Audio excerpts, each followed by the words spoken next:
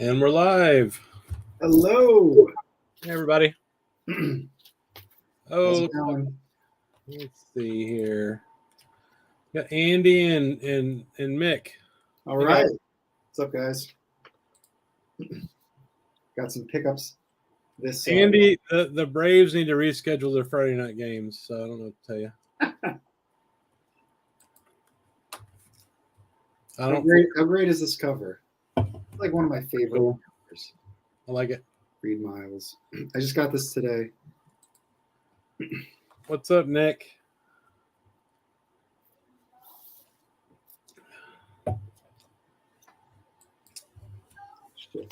So you got that today? Yeah, I finished up with work and I ran out to New Haven, which is about a half-hour drive. And there's a shop there called Elm City Sounds, and it's a pretty good shop for jazz. I mean, he has a lot, so depends on what you're looking for. But he has like today he had a I think it was like an original page one, Joe Henderson, $80, Van Gelder, all that stuff. I mean the wax looked like unplayed.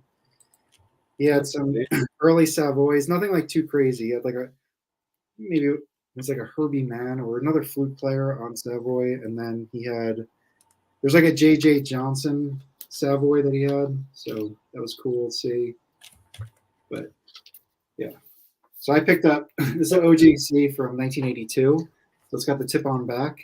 Which when I pick up OJCs, that's what I like to get those really early 80s ones. And this is one I've always been wanting. It's a Prestige compilation. So I think it's like 2 10-inches on here.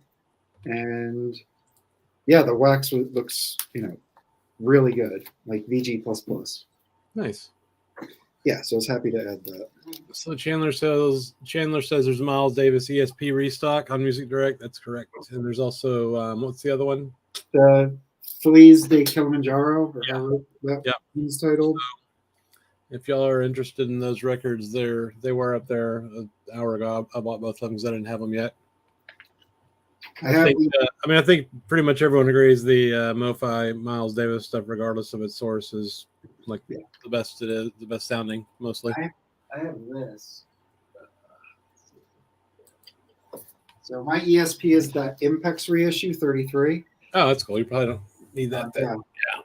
It's really nice. They did a good job with this. All Impex stuff is really nice. But great jacket, great cover. So yeah, really happy with this one. Andy says he needs ESP. Now, I've heard. I have an old ESP. I don't know if it's an OG or not, but it's pretty beat up. And then the other thing I picked up, per Felipe's recommendation, it was pretty cheap, is this Hampton Hawes, The Green Leaves of Summer. Nice. Let me know if you guys know this one. It has Monk Montgomery on bass and Steve Ellington on drums. Oh, it's interesting that Monk Montgomery, that's Wes Montgomery's brother, plays on that. That's cool. Oh, right. I didn't realize the connection there. And Buddy was the other one, I guess.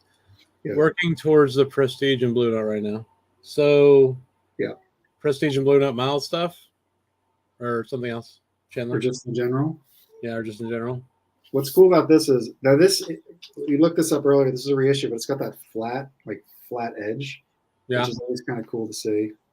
And it's got the contemporary. Now, the regular contemporary stereo is black. Mm-hmm. So this is a later. It's probably a second press, maybe third press. But I sampled it at the shop and it sounded very good.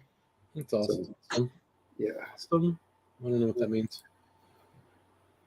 Oh, Chandler's saying in general he's working on Blue Note and Prestige, aren't we all? Oh, yeah.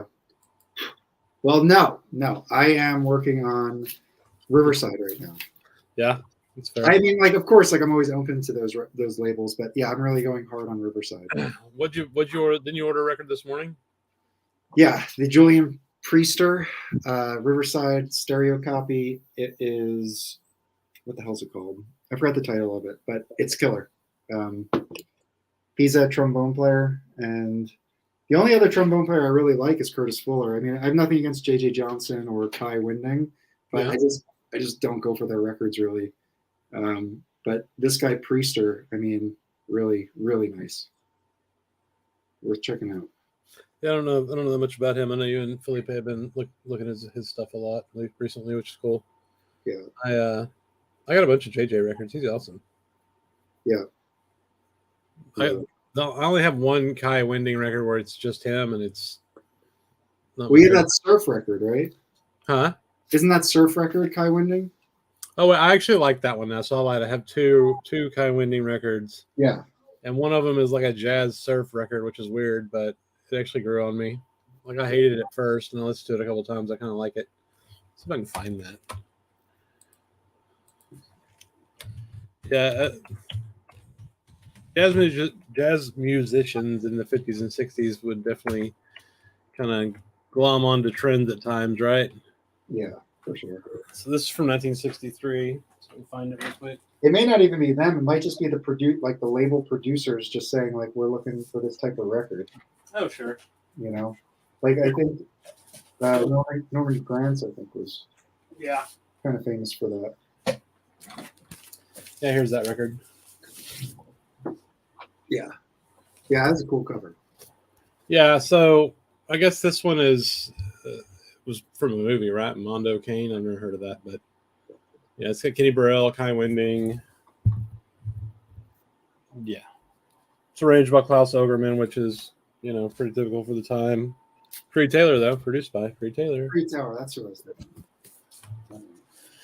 So let's see here. Andy says, did we see his newest release or newest arrival? Clean 77 repressing of Anthony Williams. Oh, nice. Spring. Oh, yeah, really nice. I have a copy of Still hunting for that one.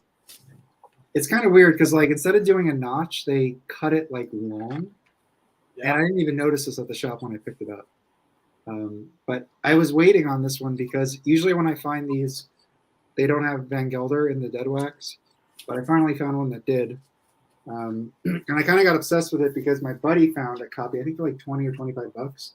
That sounds incredible. And I was like, just so jealous. I really tried to find one. So yeah, it only took me like a month or so, maybe a month. Not bad.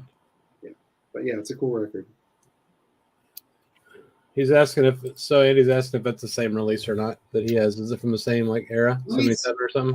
I'll double check the year, but just let me show you the label. So this label has the artist and title. Let me see if I can get that on there.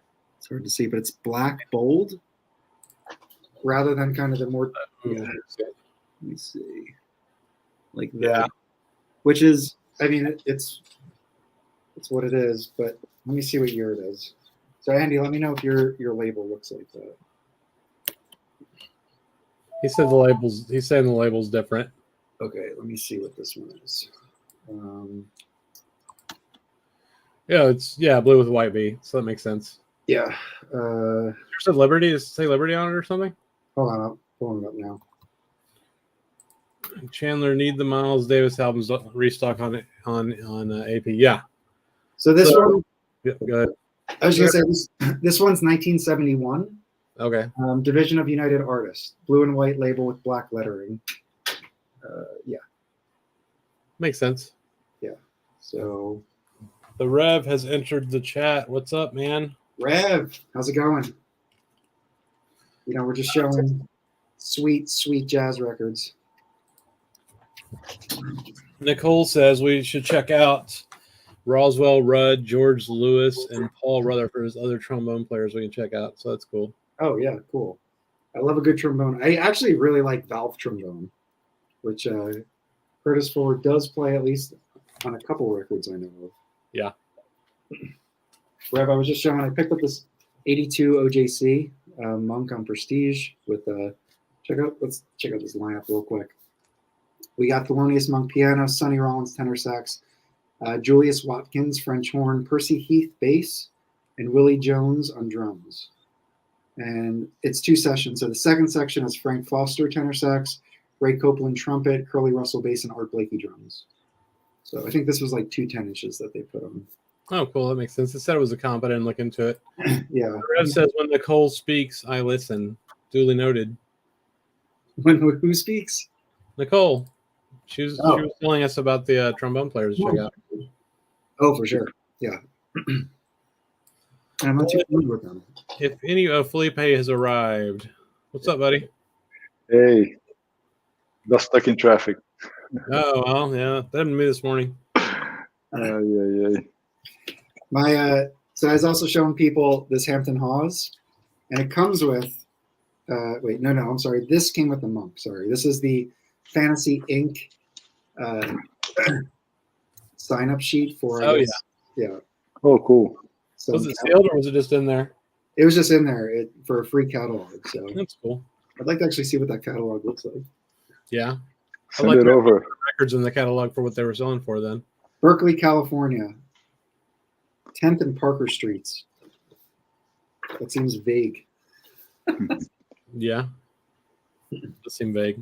So happy to have these. That's a nice cover. That's a Unity. Oh, yeah. Yeah, it's a great cover. Sounds like we need to learn more about Nicole. Nicole. Who is your favorite trombone player? Or if you don't want to say favorite, just like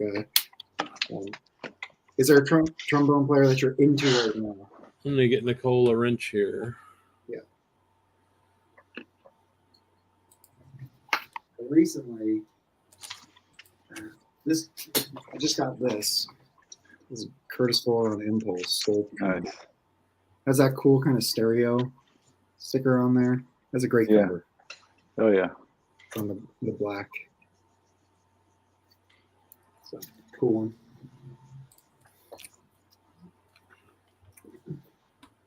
Very neat.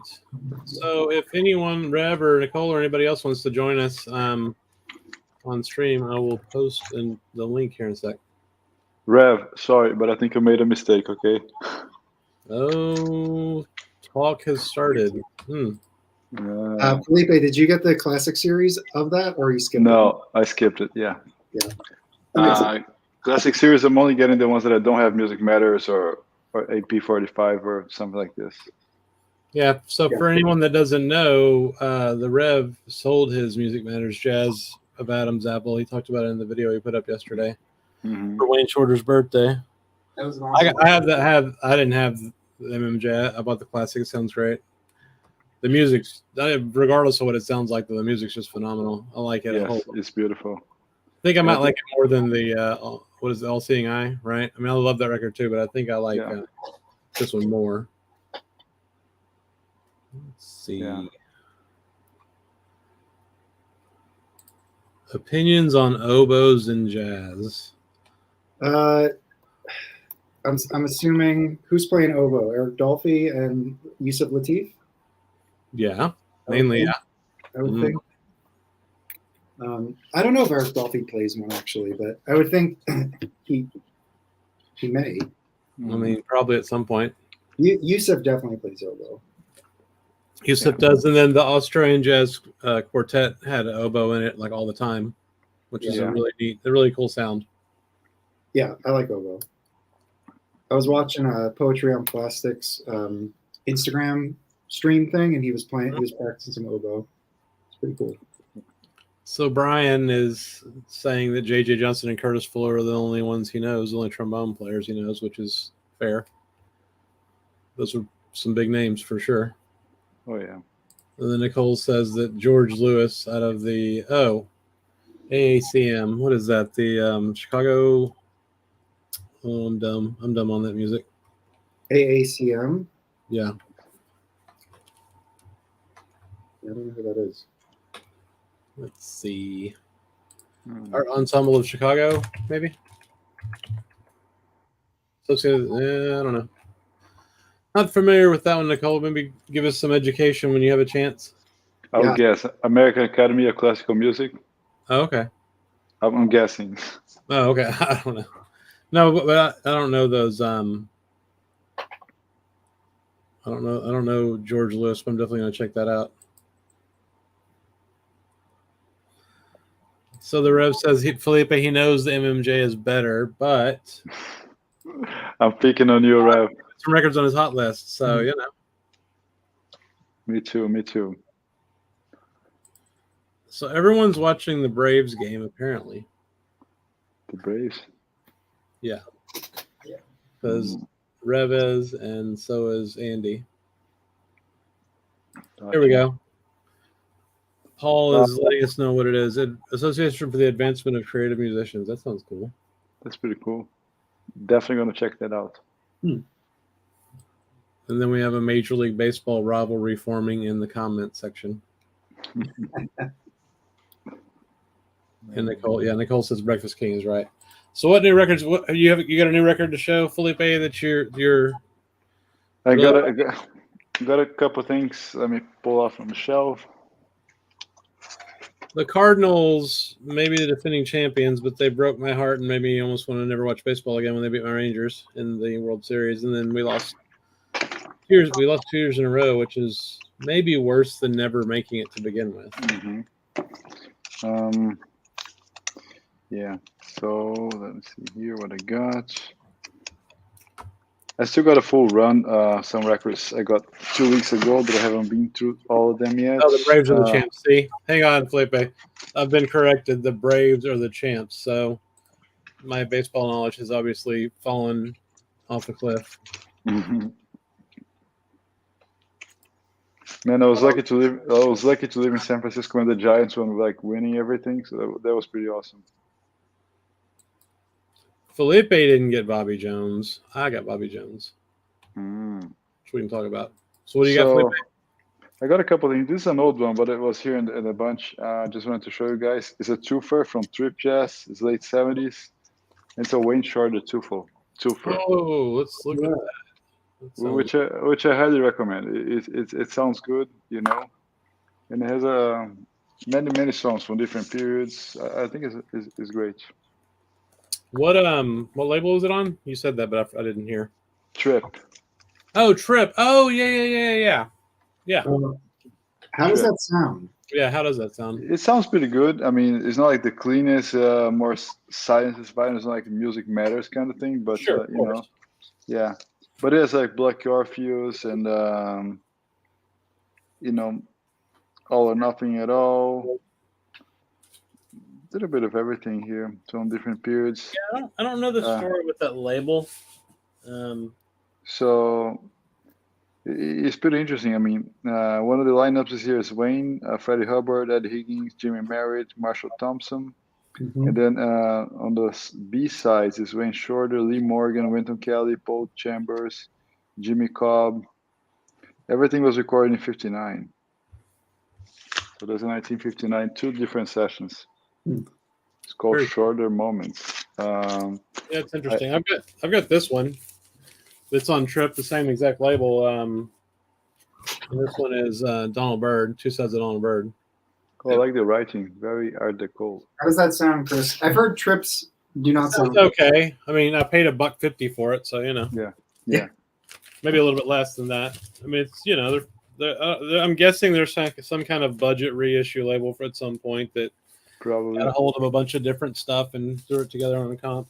Yeah, I see their stuff a lot. I saw some of their stuff today. I forget who it was. It doesn't sound bad. I wouldn't pay more. Always like good titles. Like they're always titles that I was like, I would want to get if they were good pressings. Yes. Nothing to be sorry about, Rev. It's hard to decipher when 3 people post on the same Instagram account as the same entity, basically. So. Yeah. So let me see what else. I got a few Wynton Kellys. Wynton Great is already upstairs, not here, but Wynton Kelly, VJ. Yeah. That looks like a Capitol label, right? The Beatles. It does. Right? I mean, it's exact. It looks almost exactly the same. It's interesting. Yeah. And Wynton Kelly, Paul Chambers, Sam Jones, Jimmy Cobb, a bunch of people. Kelly Blue. That's a Riverside stereo. Nice. And that's RLP. It's not a Japanese. It looks like a Japanese. No, it's deep groove and everything. That's cool. Yeah. The Baggy is with us now, and he says that Hey, Baggy. that moment when you hope you're the only one in the Whatnot auction that likes jazz, and you find out you're not. So, yeah, I haven't done the Whatnot thing yet. Yeah. Yeah, either, apparently. I think auctions sometimes can be too like emotional. You just go up because people are afraid of missing. Right.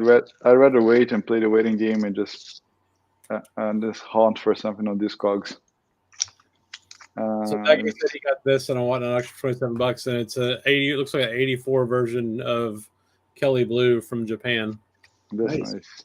Yeah, I like Japanese in general. I think people sometimes they just say, "Oh, Japanese," but I think they sound great. This week also, I think Chris got this one too. It came repressed on Craft. Yeah. It's an OJC. Yes. This thing sounds unbelievable. Sonny Rollins, Ernie Henry, Clark Terry. Sonny is just perfect here, smooth and powerful, and I think the cover reflects the music very well. This soft, smooth, but well hit thing. I like it. It's really cool. No, I like it too, and I agree. It's soft and smooth and all that, but it's definitely Monk too, right? Like yes, you can definitely tell. Oh, for sure. It's a really good record. I mean, I bought it because we got reissued and I saw it, and Mike had talked it up. So yeah, I haven't. Yeah. Lastly, two OGs that I got. This is a Prestige New Jazz 8253, A Long Drink of the Blues. Oh yeah, that's cool. Jackie McLean, that's a deep groove. Who's on that, Felipe? Love that new jazz label. Jackie McLean, Curtis Fuller, Webster Young trumpet, Gil Coggins piano, Paul Chambers bass, and Louis Hayes drums. What's up, Rob? I'm gonna link you up if you want to hang out. Yeah. Now, which one? Sorry, I got distracted. What were you showing just then? No, just the deep groove. Oh, okay. Yeah, new jazz. Yeah, and one more OG, my last OG this week. It's pretty good. Where is it? It's a Blue Note. It's a mono pressing. Van Gelder. Jellyfish. What's up, Jellyfish? Rachel changed my name. Oh, okay. That's just Jackie McLean, Jackie's Bag. That's an original. Oh, wow. That's pretty cool. This thing plays like a tank. It's amazing. And just like any other original Blue Notes, it does. No. Oh, okay. I mean, you see scratches and marks everywhere, but you don't hear it. It's amazing. Right. Yeah, that makes sense. Yeah.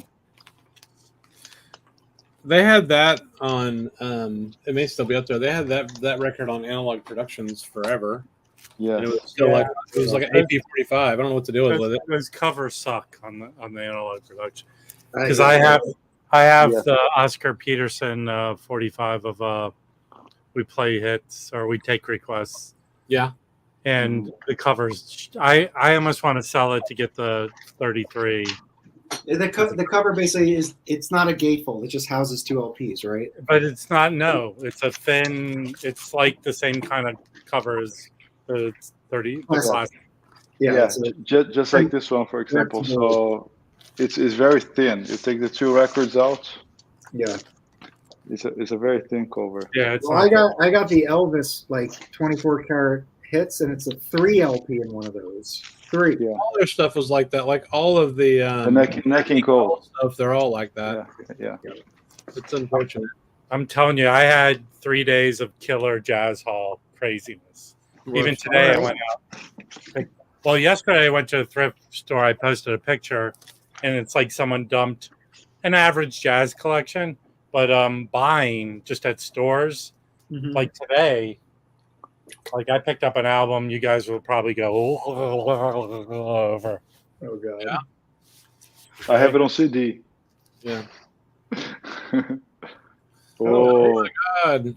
Mine is pretty beat up. Well, this is DMM. Yeah. Oh, nice. But it had some scuffs, but it's so loud and bright you can't hear any noise. Oh, that's awesome. I did go to an estate sale that someone picked over, and I always like when I'm waiting for someone and they pick all these records, and then I go in and find this isn't jazz, but this is Petra. Yeah, it's religious Southern rock. Yeah, but it's like a $30 record. So I bet I was into them when I was a kid because I lived with my grandparents, and great. Okay, do you guys want to just draw? Do you want to draw? Sealed. Okay. Oh, sweet. Oh, very nice. Yeah. Consequence. I'm not too familiar with that one, but this is it's the only issue of it. Yeah. I'm getting more into like I was sharing with the guys. Blue Mitchell has one that I really want, and I luckily just found Jackie McLean, Lee Morgan, Harold, yeah. Kirby Lewis, and Billy Higgins. Nice. Yeah, that looks like a killer lineup. Are you gonna open it and listen to it, or are you gonna sell that one? No, I'm gonna keep this. I'm gonna open it as one of my. It's a really good record, Rob. You're gonna like it. Ooh, very nice. I like that. Yeah, what's his face? Is it a twofer? No, Classic Records, dude. Yeah. Oh yes. He's auctioning off his stuff. He was auctioning off a copy of that, and his stuff. I mean, because of the auction, it was going for way more than it does. Right. So I went to Record Safari, picked up a lot of good shit, and they had a record I wanted, but I heard it's not the greatest on the wall on their wall, and their wall records are not overly priced. Mm-hmm. It was $40, so I go look up on Discogs, is it cheaper? And they were selling it on Discogs for $10 less. So I said, "Will you do it for this?" So this was $30. Oh, nice. It's that's supposed to be very good. It is good. Well, they say there's one record that they're in the studio. That's good. Mm-hmm. The live stuff is that, but I haven't listened to it. Yeah, Record One was a radio broadcast they recorded at the station. Where did they broadcast that? Well, Holland, obviously. It was in Holland, yes. Okay. What is that? Wayne Shorter? I have this one. Wayne Shorter. Oh, cool. So Wayne Shorter with this guy here singing, Milton Nascimento. Yeah. I have, well, you know what? Do you like him? Because I have some of his records. I got the record you sent me. Thank you, Felipe. You're welcome. I have one of his records I could send you. Cool. Yeah, whatever you like. Well, I would like to not send you a record, but I'll send you that one. I want both of those. I just picked up. Isn't there a blue? I don't know. Wasn't there a blue? Oh yeah, there's a Blue Mitchell reissue that came out today. Aggie, I just picked up this one, and it's killer. Nice. Killer. I'm really getting into the Heath brothers right now too. Yeah. I'm like diving into Riverside, and it's I don't know. There's like a lot of similar players on other labels, but they also kind of have like their own lineups and everything. That's a distinct sound, yes. Yeah, they do have. Hey, Clay. Anyway, really happy with this one. It's a Jazzland. The original's a Riverside, so the Riverside one goes probably for 5 times the amount. So yeah, this is a Jazzland, but really happy to grab it. Anybody else order the Blue Mitchell from the Newlands? I guess. I mean, I'm acquiring too much stuff. I have to pick and choose. Yeah, I feel you, Rob. I had already have this, but I picked up another copy. I'll just sell it in the auction. Another auction. Cool. When's the next auction? Because I want to buy that. This is a Van Gelder. These nice. Some of these twofers are Van Gelders. Nice. Yeah, my copy though, it's like I think side A is real noisy. I think the stamper was messed up or something. Okay, here's a good one. Well, no, it's not a good one. So this was part of that thrift store collection, and George Sherry, man. George Sherry. Yeah, but it's I really like MPS stuff. MPS, yes. I don't know if this is one of his last records. Okay. I mean, the only other one I have is there's a Wes Montgomery twofer with his brothers and George Sherry. Yeah, I've got that the record that he did with them. I mean, his stuff's kind of schlocky at times, but you can't deny he was a good piano player. Yeah, absolutely. I love Toots Thurman. I don't know who this other guy is. So Sivuca is a Brazilian multi-instrumentalist. Oh, Seems like the 60s, yes. That doesn't give me feel like, wow, this is going to be good. You sure about that? Gives you different kind of feelings there? Eat it. Do you remember the Maynard Ferguson record you burned, and on the back of it, he was like standing on the stage like this? Yeah, dude, that is such a fucking terrible record. Yeah. So that's a good one. Actually, that's in front of like a joint, a bar. I think it's like in Rio.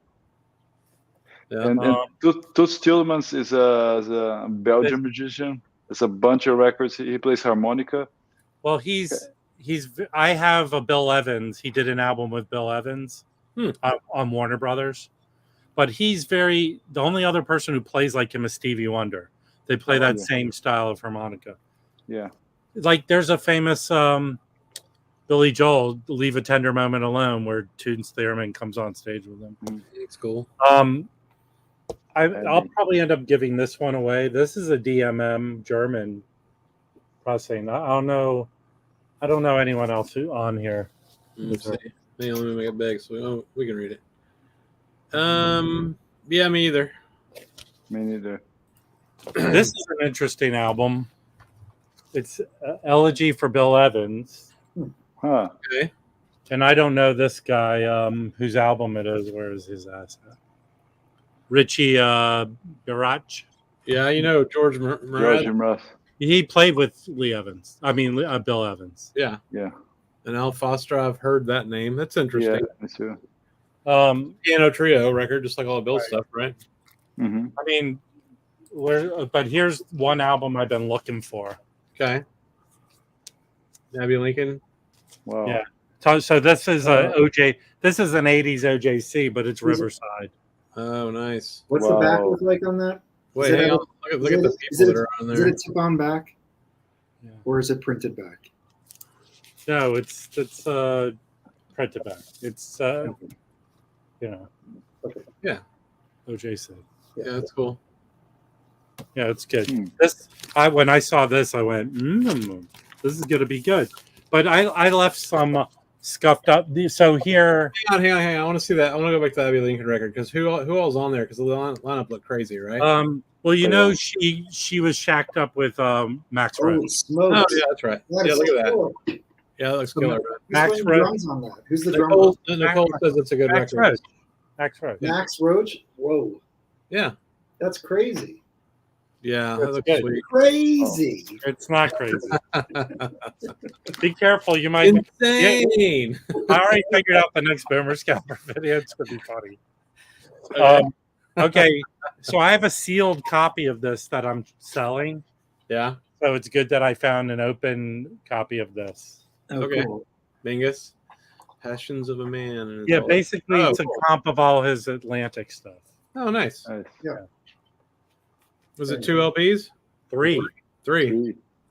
Nice. So I have the sealed one that I picked up at $3 at a thrift store is good for this. Dude, every time I go to a thrift store, it's always crap around here. I tell you, I can't ever find it. Same thing here. Herbie. It's a badass cover. Yeah, I don't know about this one.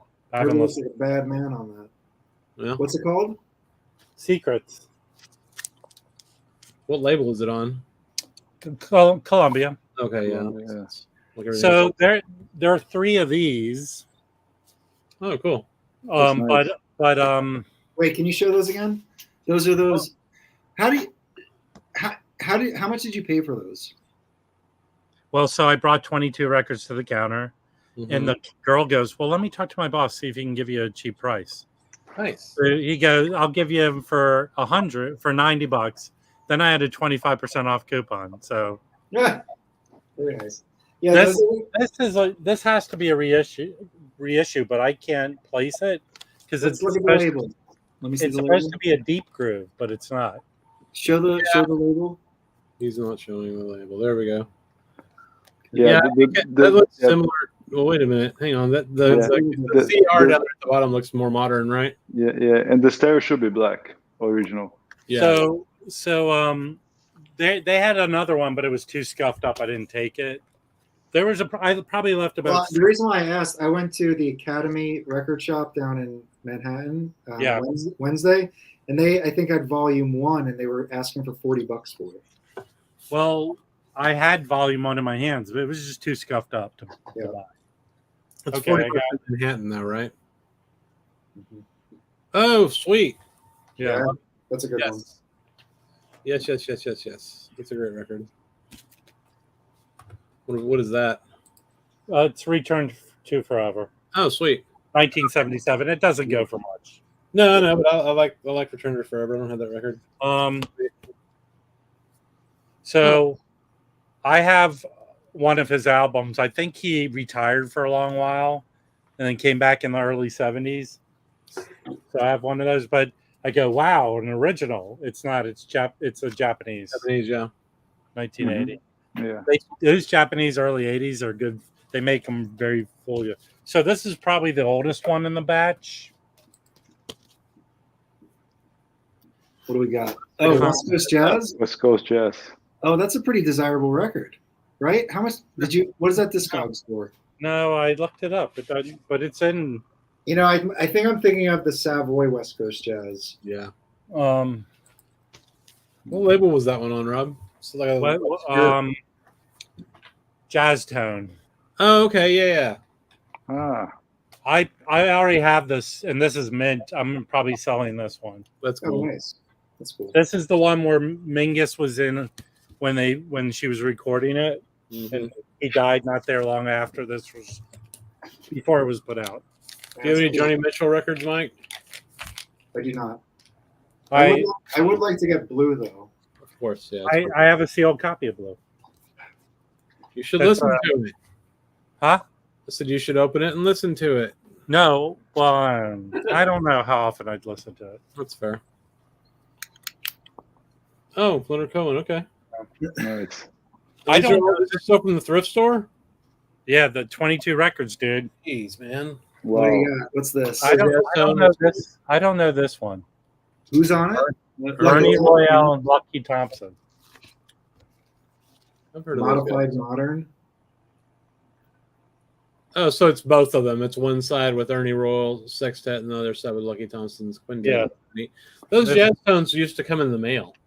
Like it was mail order. You could subscribe to them. Yeah. I've got 3 or 4 of them.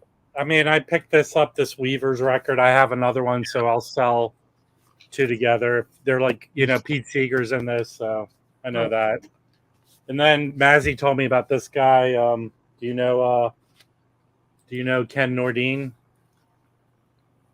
Sort of a jazz narrating kind of dude. This is a double record. That's cool. That's cool, Nicole. Kind of freaky looking. So Nicole saw that Joni Mitchell tour of her doing the Mingus recording. That's pretty amazing. Smithereens is always good. Oh yeah.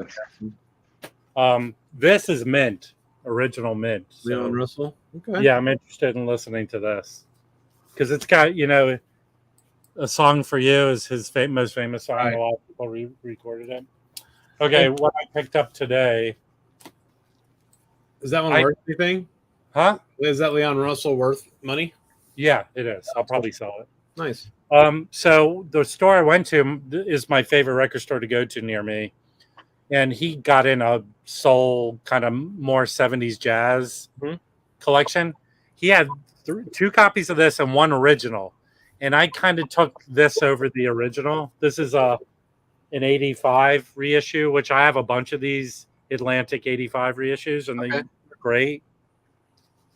But I mean, I was afraid you get the OG looked VG++, but I'm afraid to get it home and clean it and it'd be deceptive. Right. This thing looked unplayed, so it was $4.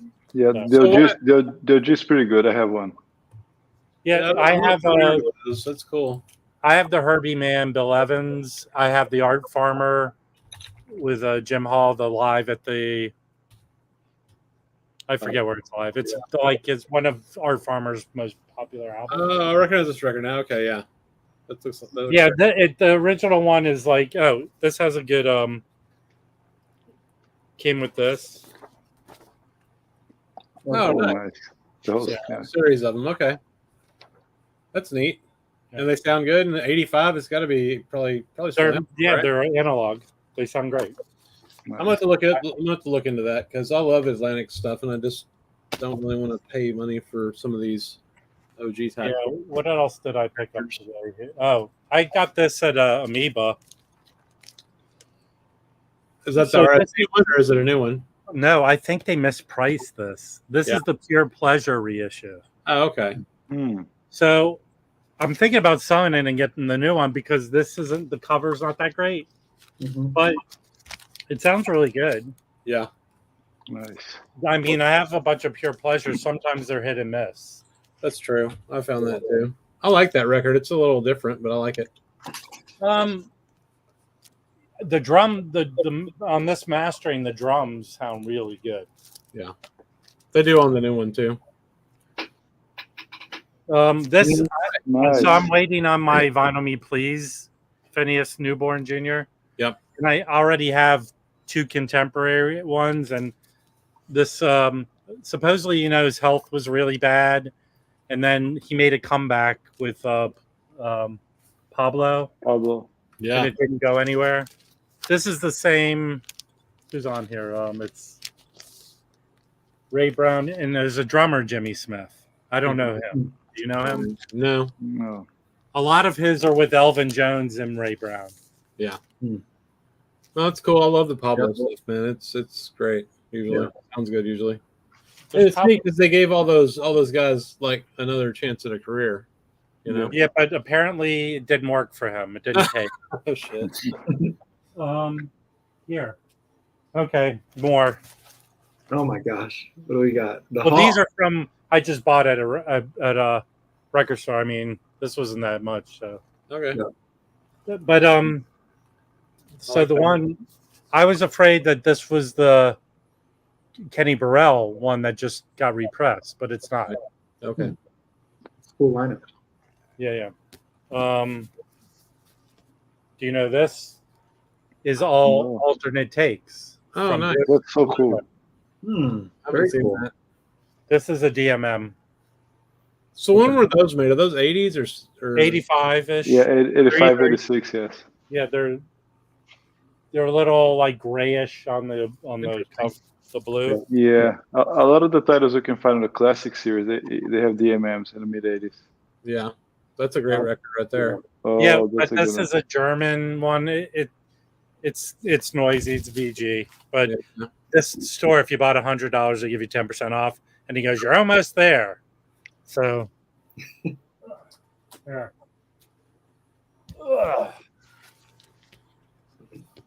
This is sealed. Oh, nice. Pablo. Nice. That's pretty nice. Who's on that one with him? So Niels Henning Ward said Peterson, and who's the other player? It is Martin Drew. Is Martin Drew the drummer?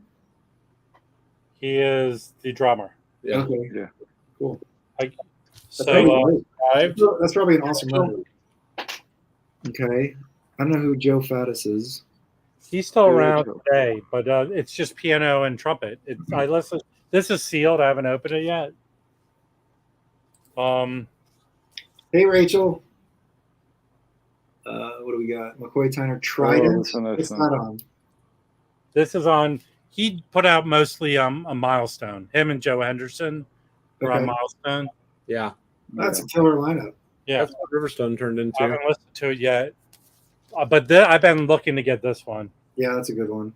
That has the 1952 live concert on side 4. Yeah, with Curtis Fuller. That concert is amazing. I think I showed this on the Twofer episode, right? Yeah. I'd like to get it just for that side. This was in $1, Ben. Wow. Nice. Wow. Okay.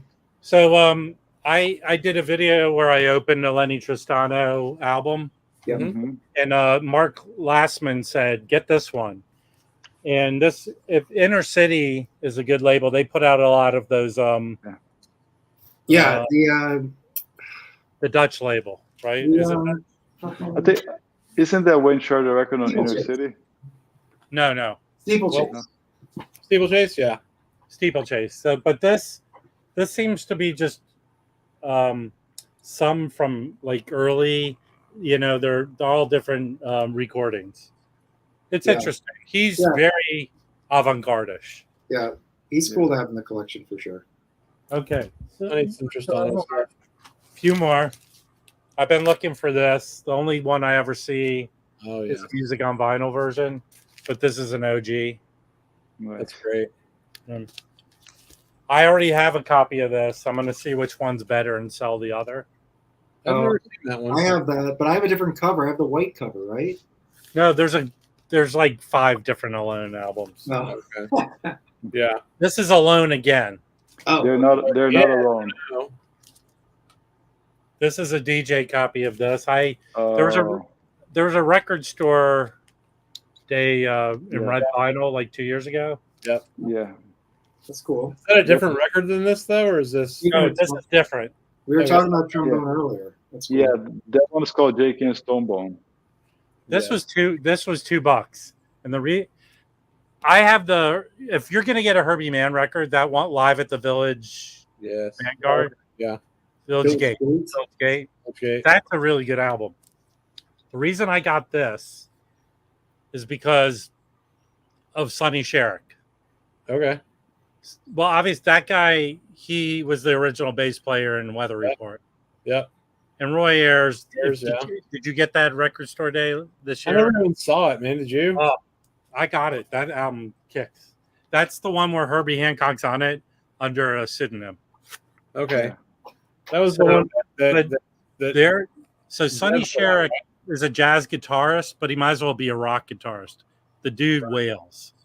So Vinyl Me Please, and then did a oh gosh, Maz. Vinyl Me Please. Sonny Sharrock.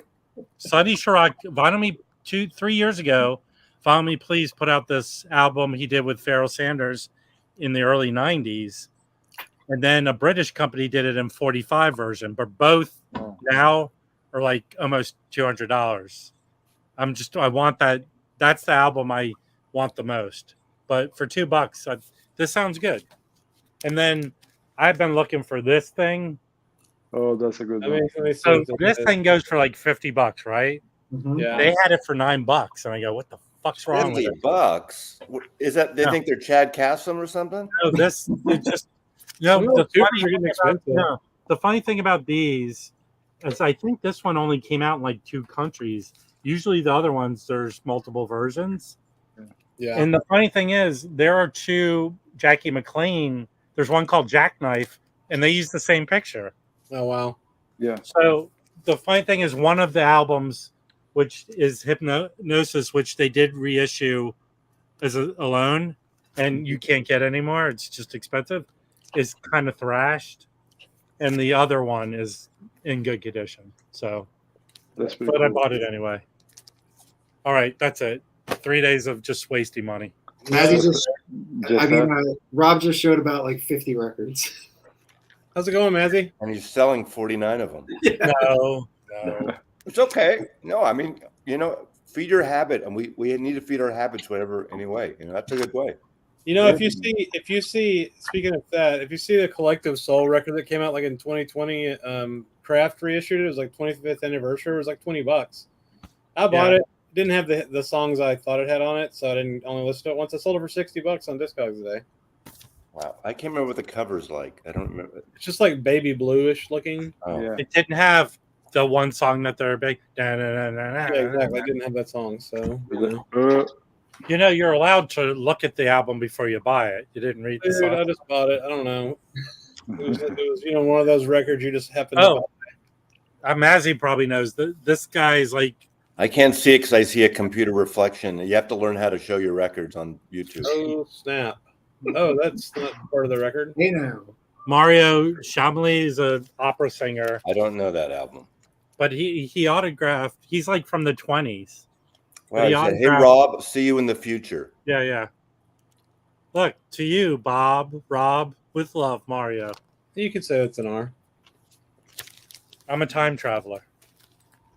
So Nicole says Sonny Sharrock was part of Peter Brotzman's band Last Exit. He has some wild stuff. It's very rockin'. It's very rockin'. He is a rock. That's like him and Abercrombie. Those dudes wail on the guitar like rock style, man. Yeah, but Abercrombie's got more of a melodic feel, even when he goes. But Sharrock is more, I don't know, not atonal and angular or something. Yeah. Found this for Really? Shady Those Dog? T-shirts are way too expensive, by the What way. does that have to do with jazz, Rob? Isn't this Yeah. the Jazz Bums? Well, listen, man. These guys are opening their minds I to thought other this was things. it's not the classical bums. This is your warning, Rob. Bums. Is You that a don't have, Shady like, Dog? Tchaikovsky sitting in an alley, begging for. No, you weren't here last week. We talked about classical music. No, he We got was here. complaints We about showed- that too, Rob. So But it felt like you weren't there here. was complaints. We showed our Bach cello suite box. Yeah, Oh, yeah. it ruined the stream. Yeah, we're very classy here. We know classical. I don't know about that. None of them are wearing pants. That's not. I'm definitely not wearing pants. Oh, yeah. I had to wear pants to go to the office yesterday. It was awful. Oh yeah, I had to go into the office Wednesday. It was. I can't believe I used to do that every day. Me either. I don't was think anybody exhausted. wants to do it anymore. No. Right. If company's got, like, this If massive Felipe building. can figure a way to do dental work remotely, he would probably want to do it. Oh yes. I just live 5 minutes. A 5 minute walk away from my office. That's the beauty of it. that's great. Yeah, okay. It's not bad. I can just wake up like 30 minutes before. Could you go home while you're waiting for the Novocaine to Yeah. numb? No, he did it like Tim Conway. Classical bottoms. I don't know. That seems like a different kind of channel. I'll tell you that I do have a Sonny Chirac album I'm selling. He talk about like a Lennon Yoko Ono deal. He did albums with his wife, and Okay. she's worse than Yoko Ono ever was. Okay. There's Have you tons of heard- people that love Yoko though? But I have love you Yoko. heard Mazzy? him and his wife's Pardon me? Nicole? Have you heard him and his wife? She No. is horrible. No. No, I was saw asking Yoko Mazzy if you're a Yoko guy. A few or not. times, but I saw a great show at the Great American Music Hall in San Francisco. She headlined, and Mhm. Ben Harper opened up for her, and it was a great show. Oh, that's nice. Yeah, I mean, she's not for everybody. I get that. So Sure. Did I don't they really call know Ben back on much of her stage? music. I just know she was a like avant-garde artist. Like she comes out of the Fluxus movement in the early '60s, and Acid refluxes. if Google the Fluxus, Fluxus or XUS. yeah. There was one of her things. She wrapped the lions at Trafalgar Square in fabric, very much like an artist in the late '60s into the '70s and '80s. Beyond is Christo, who would wrap these buildings and wrap the Keys in Florida. Oh yeah, I've seen that. Yeah. Yeah, I mean, and did the running fence in Napa in Yeah. Northern California. Yeah. Yeah, she's part of the movement, and conceptual art is not for the masses. It's never meant to be. So Right. she's thrown in with someone like the Beatles, who's the most arguably Lennon, one of the most popular artists ever, and all of a sudden her I know. stuff is weird to everyone else, and I get that, you know. Mhm. That makes sense. When she does her show, I mean, I'm assuming it's a concert you saw. Does she like have like art on stage? Is it No, just- no, because that's sort of reminiscent of the Plasticona band. What's interesting, okay, here's the jazz connection.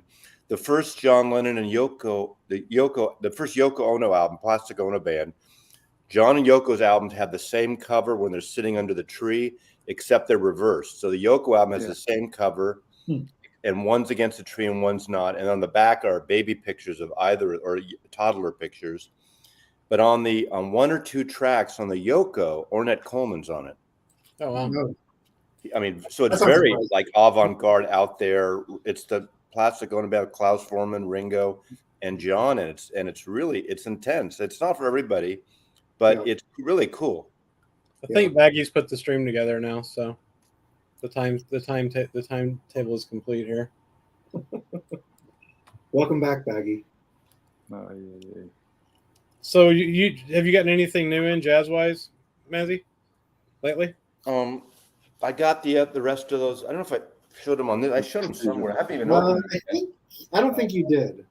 I got the. I think I. I think he posted a Miles Records. I think. I think saw. at the Did you listen to both Steamin' and Relaxin', Mazzy?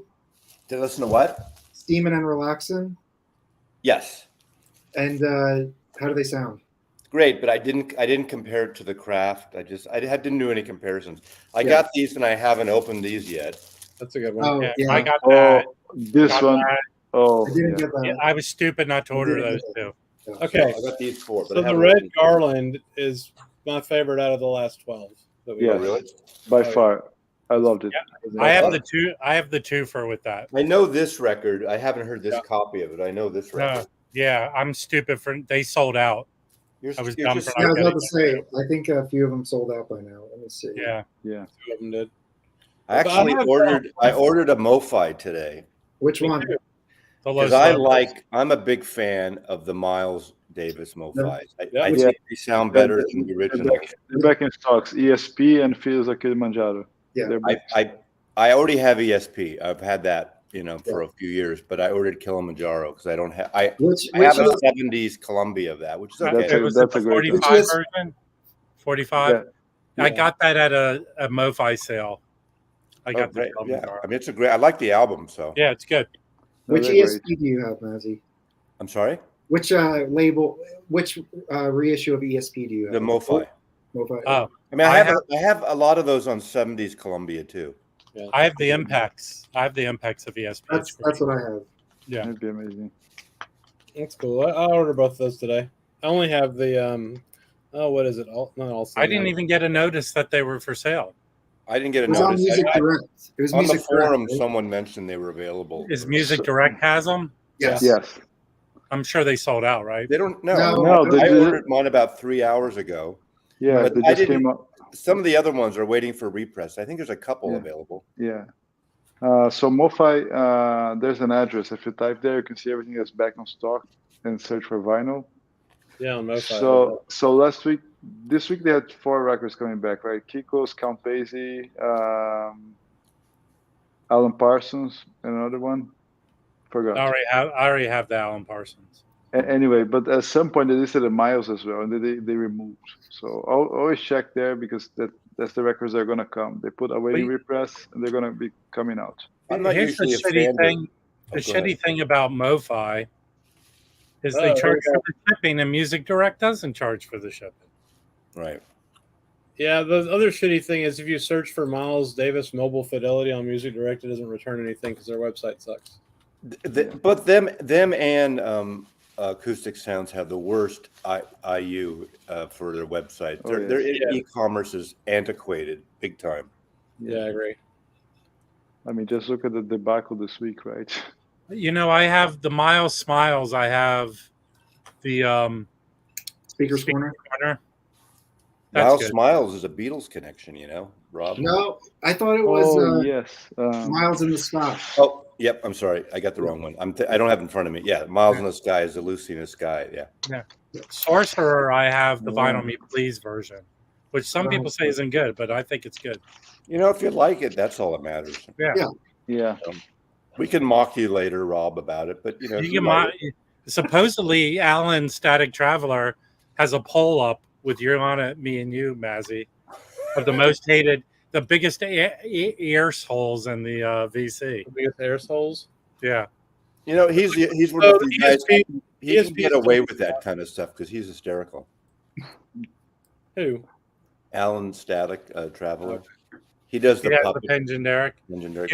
You know what I haven't cracked open, but I have the Porgy and Bess sealed 45. That sounds good. That sounds really good.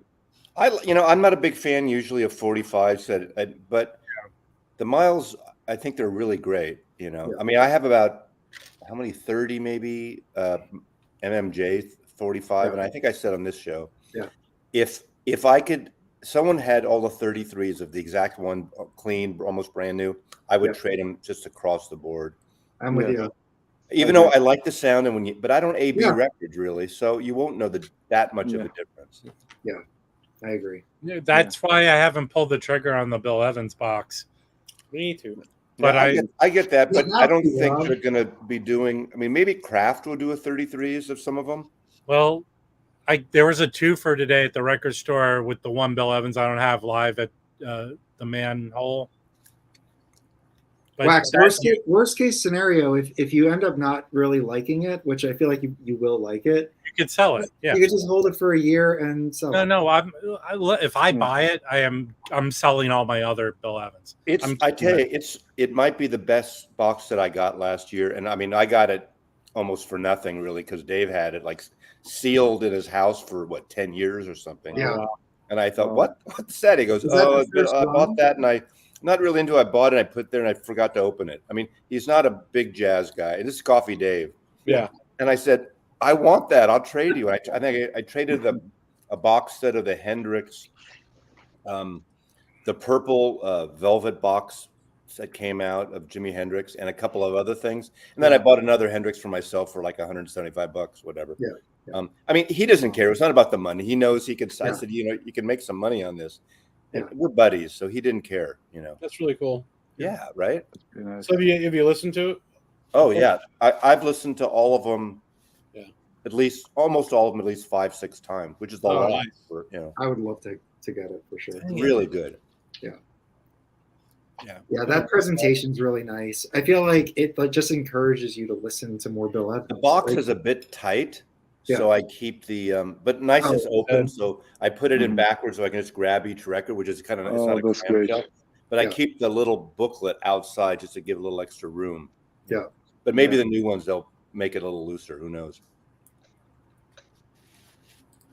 So Baggy had to sign up. Why'd you have to sign up for Vinyl Me Please after being off for a very long time? I'd love your thoughts for the September Jazz title. So is that Afro by Dizzy Gillespie? Yeah, I I swapped. switched on that because they got the Bill Weathers plus Judgment back in. So I Yeah. Oh, I swapped have it. I have that one. I have this one. It's really good, actually. good? I like it. Yes. I'm excited about it. Is it his Afro-Cuban stuff? Yeah. I love Yeah. that stuff. With Machito. I don't know if Machito's on that one or not. I can look. Let me look real quick because I'm excited this is about the it. I like Dizzy- that stuff. This is the Dizzy Yeah. Vinyl Me Please. You're You and talking. three, Yeah. Chris, you and 3 other guys. Whatever. So What's the? I'm probably gonna skip Can it. you pull up the cover? Are you allowed to do that here? Yeah, of Yeah, course. we can do that. Yeah, Chris, you yeah. want to share your screen? Am I Well, allowed? I actually get to the website and stuff, man. I took a couple of edibles earlier, so it's going to take me a second. Am I allowed to eat French fries while I talk to you guys? You can eat No. French fries. I don't care. No. not suggestively. I mean, Now- if you eat them with your toes, even better, right? I did. I'm getting through. They just sent my shipment with the Coltrane, the Phineas Newborn, and the Bugaloo Jones. So I get Okay. Nice. because they had a special like for one day, $25 off 100. I So- think they're still having. I think they're still having. You sure? But it's I saw only this for- afternoon. But Ready to ship. Ready to ship.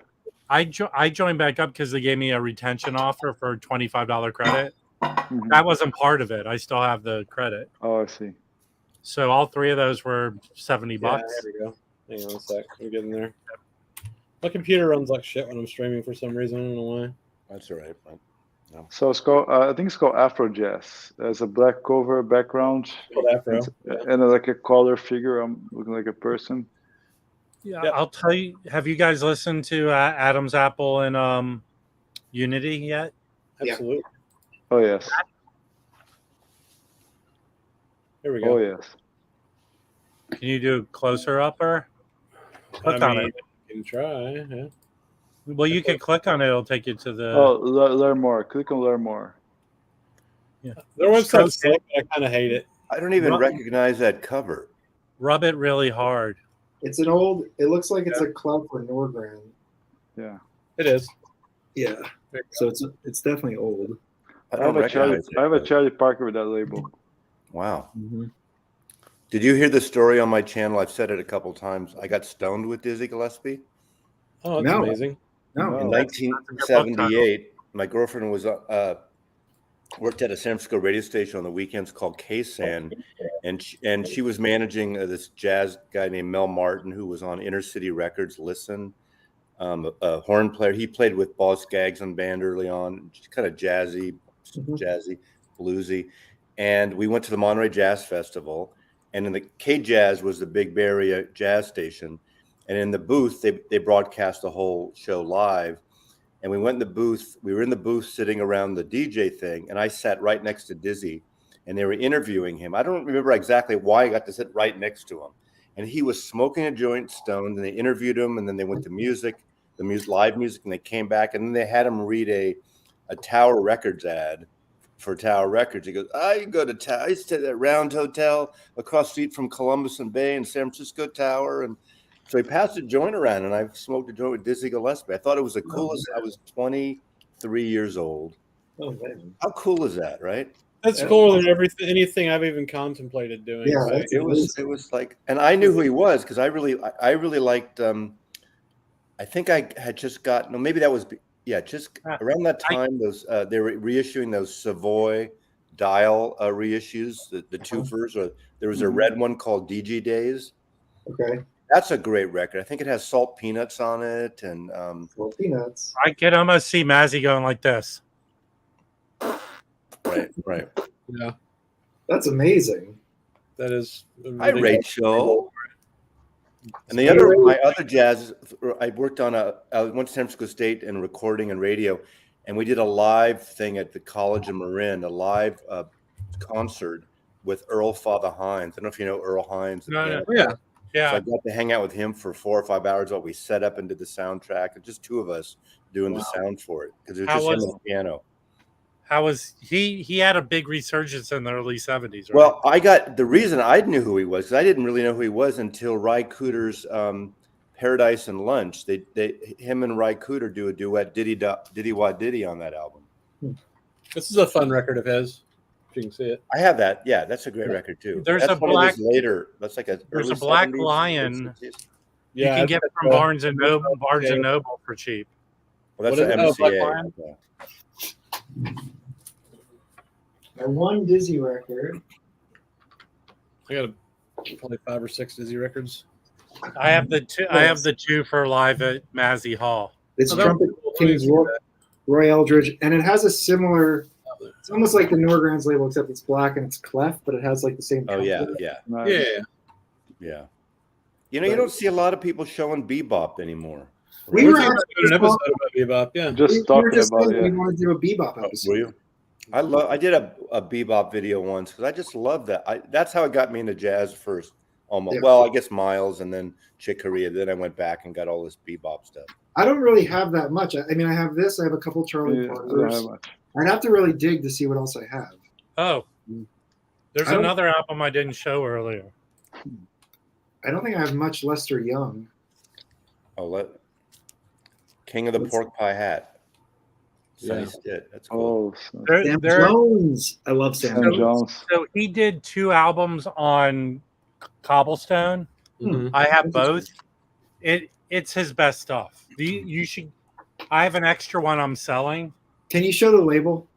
I always like to see the label. It's Cobblestone. Oh, yeah, I just got a record. I just got a record on Cobblestone today. That's cool. The Red recommended to me. Both his records on Cobblestone are must-owns. Sonny Stitt. Oh yeah, people say because I was looking for his best out. I wanted to get into. What people say, Rob. People say. Online, I go to. You know what? Old blowhards like you, Mazzy. Now, if you don't have all 900 of his records, you might not be able to say what his best record. People say, "I'm going to go grab a record." People are telling me. I wanted to get into Sonny Stitt, and I was looking what's his best stuff, and it was a kind of consensus of me looking around, both his Cobblestone records, and they are excellent. He did them in the early 71 and 72. They're great. Now I have a new label I need to completely. Sonny Stitt doesn't miss. I don't know about that. I've had some. Trust me, if all you get are both Cobblestone, because it's the same lineup. Sonny Stitt's catalog is overwhelming. It's ridiculous. Yes, he was a whore. But these Cobblestones are good. I have a show record now. I'll keep an eye out for him, Rob. Speaking of Cobblestone, so let me show this real quick. So this is one that the Rev had done during, I think, in his jazz label video. Rev, correct me if I'm wrong there. The Arrival of Bobby Jones. It's on Cobblestone. He showed this one. It's freaking great, man. I mean, it's got Charles McPherson, Jackie Byard. I don't know who Sue Evans is or Bob Duro, but Richard Davis, Mickey Roker. Bob Duro. Oh, bite your tongue, Bob. I don't know who he is. That's all I'm saying. Bob Duro. Okay. You're not that old, but do you know what Schoolhouse Rock is? Yes, of course.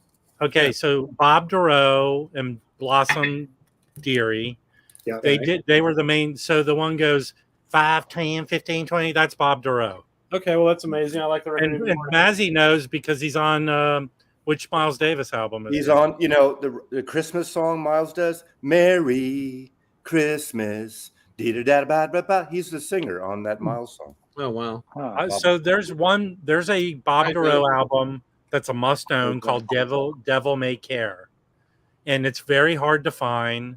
It'd be a perfect album for Vinyl Me Please to reissue. Yeah. But there is a 70s. The cover is awesome, but there's a 70s reissue which I found. He took that Charlie Parker song and added lyrics to it. Yardbird. He added he added lyrics to that about Charlie Parker. It's a great yeah. Bob DeRoe's kind of not exactly, but in that vein of like jive hipster singers like Mose Allison. Yeah, he's like Okay, yeah. I mean, but he's not a piano player like that. This is, I was wrong. It doesn't have, this is that Dizzy Gillespie. Oh, yeah, I want to It see doesn't that. have salt peanuts. I was thinking of something else. But this is great. It's got 2 versions of Caravan. It's just a great, it's a one of those double DG Days Savoy sessions. Yeah, I mean, we're huge fans of those Savoy reissues. Everyone I have sounds great. Right? They're great. This is a late 76. Arista Records.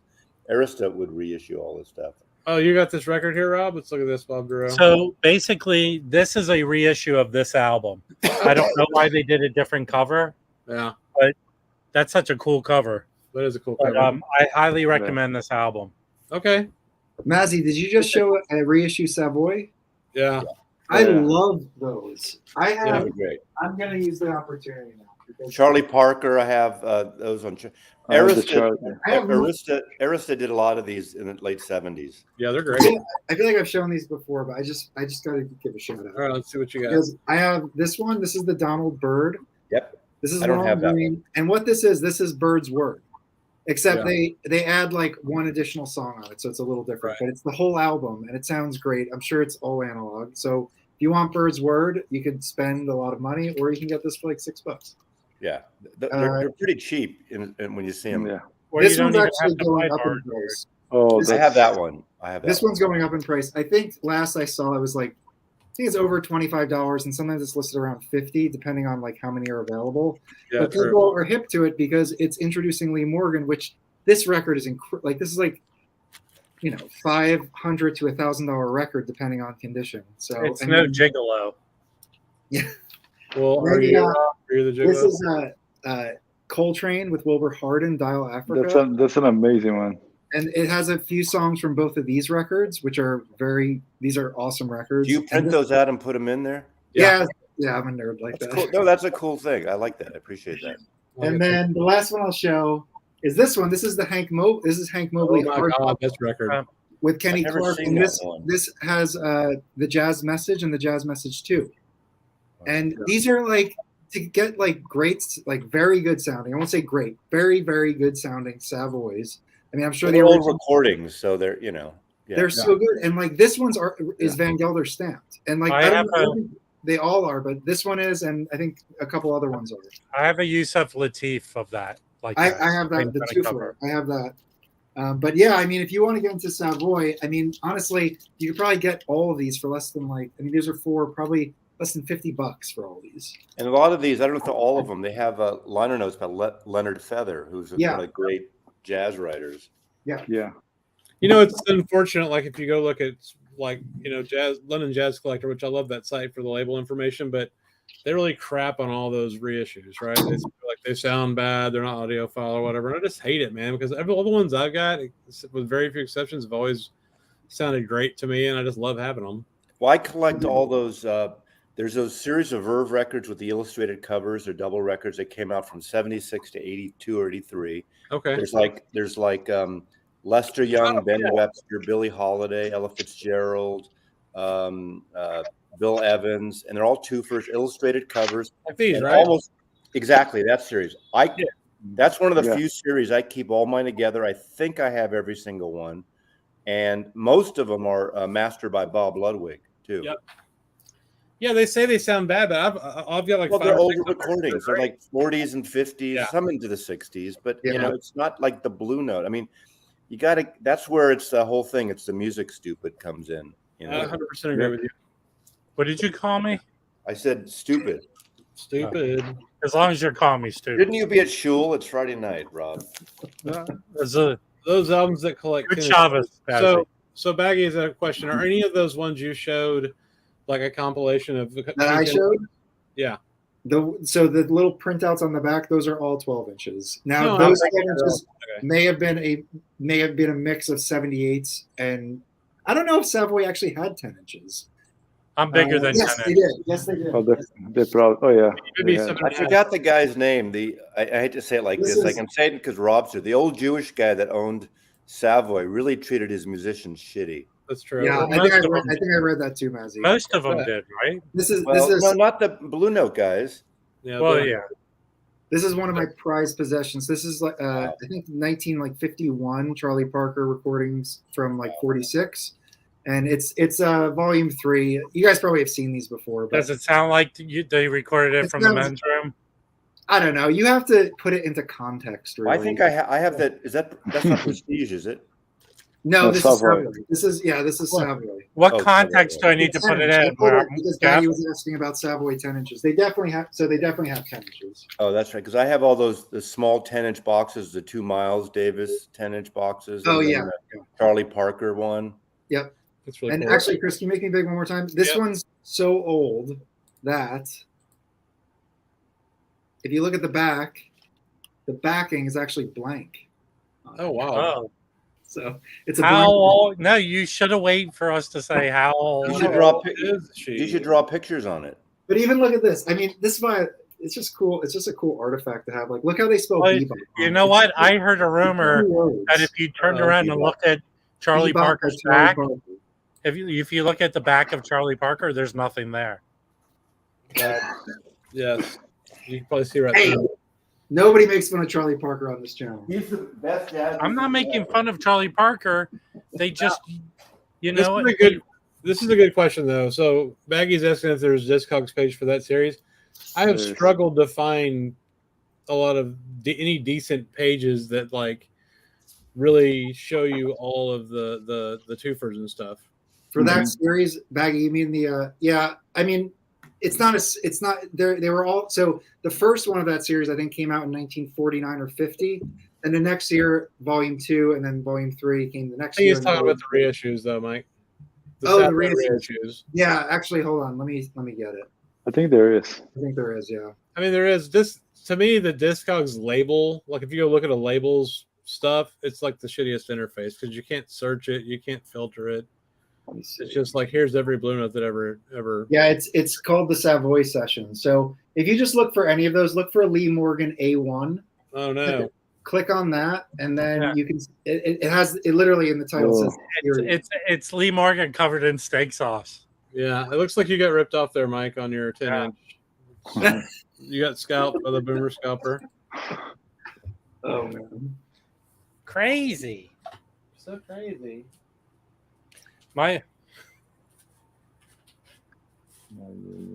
Listen, Rev, you need to take a whatever. Hey, the Rev had a great video on Wayne Shorter. That was He did. well done. Yeah, did y'all see that yet? I did. It almost I looks did- I like did there's see when the Rev records his videos, it's like there's a guy off camera with a gun pointed at him. It probably is. That's the real Rev. This Rev's just Rev, what's up? What's your next video? Are you still thinking it through, or do you have an idea? Me?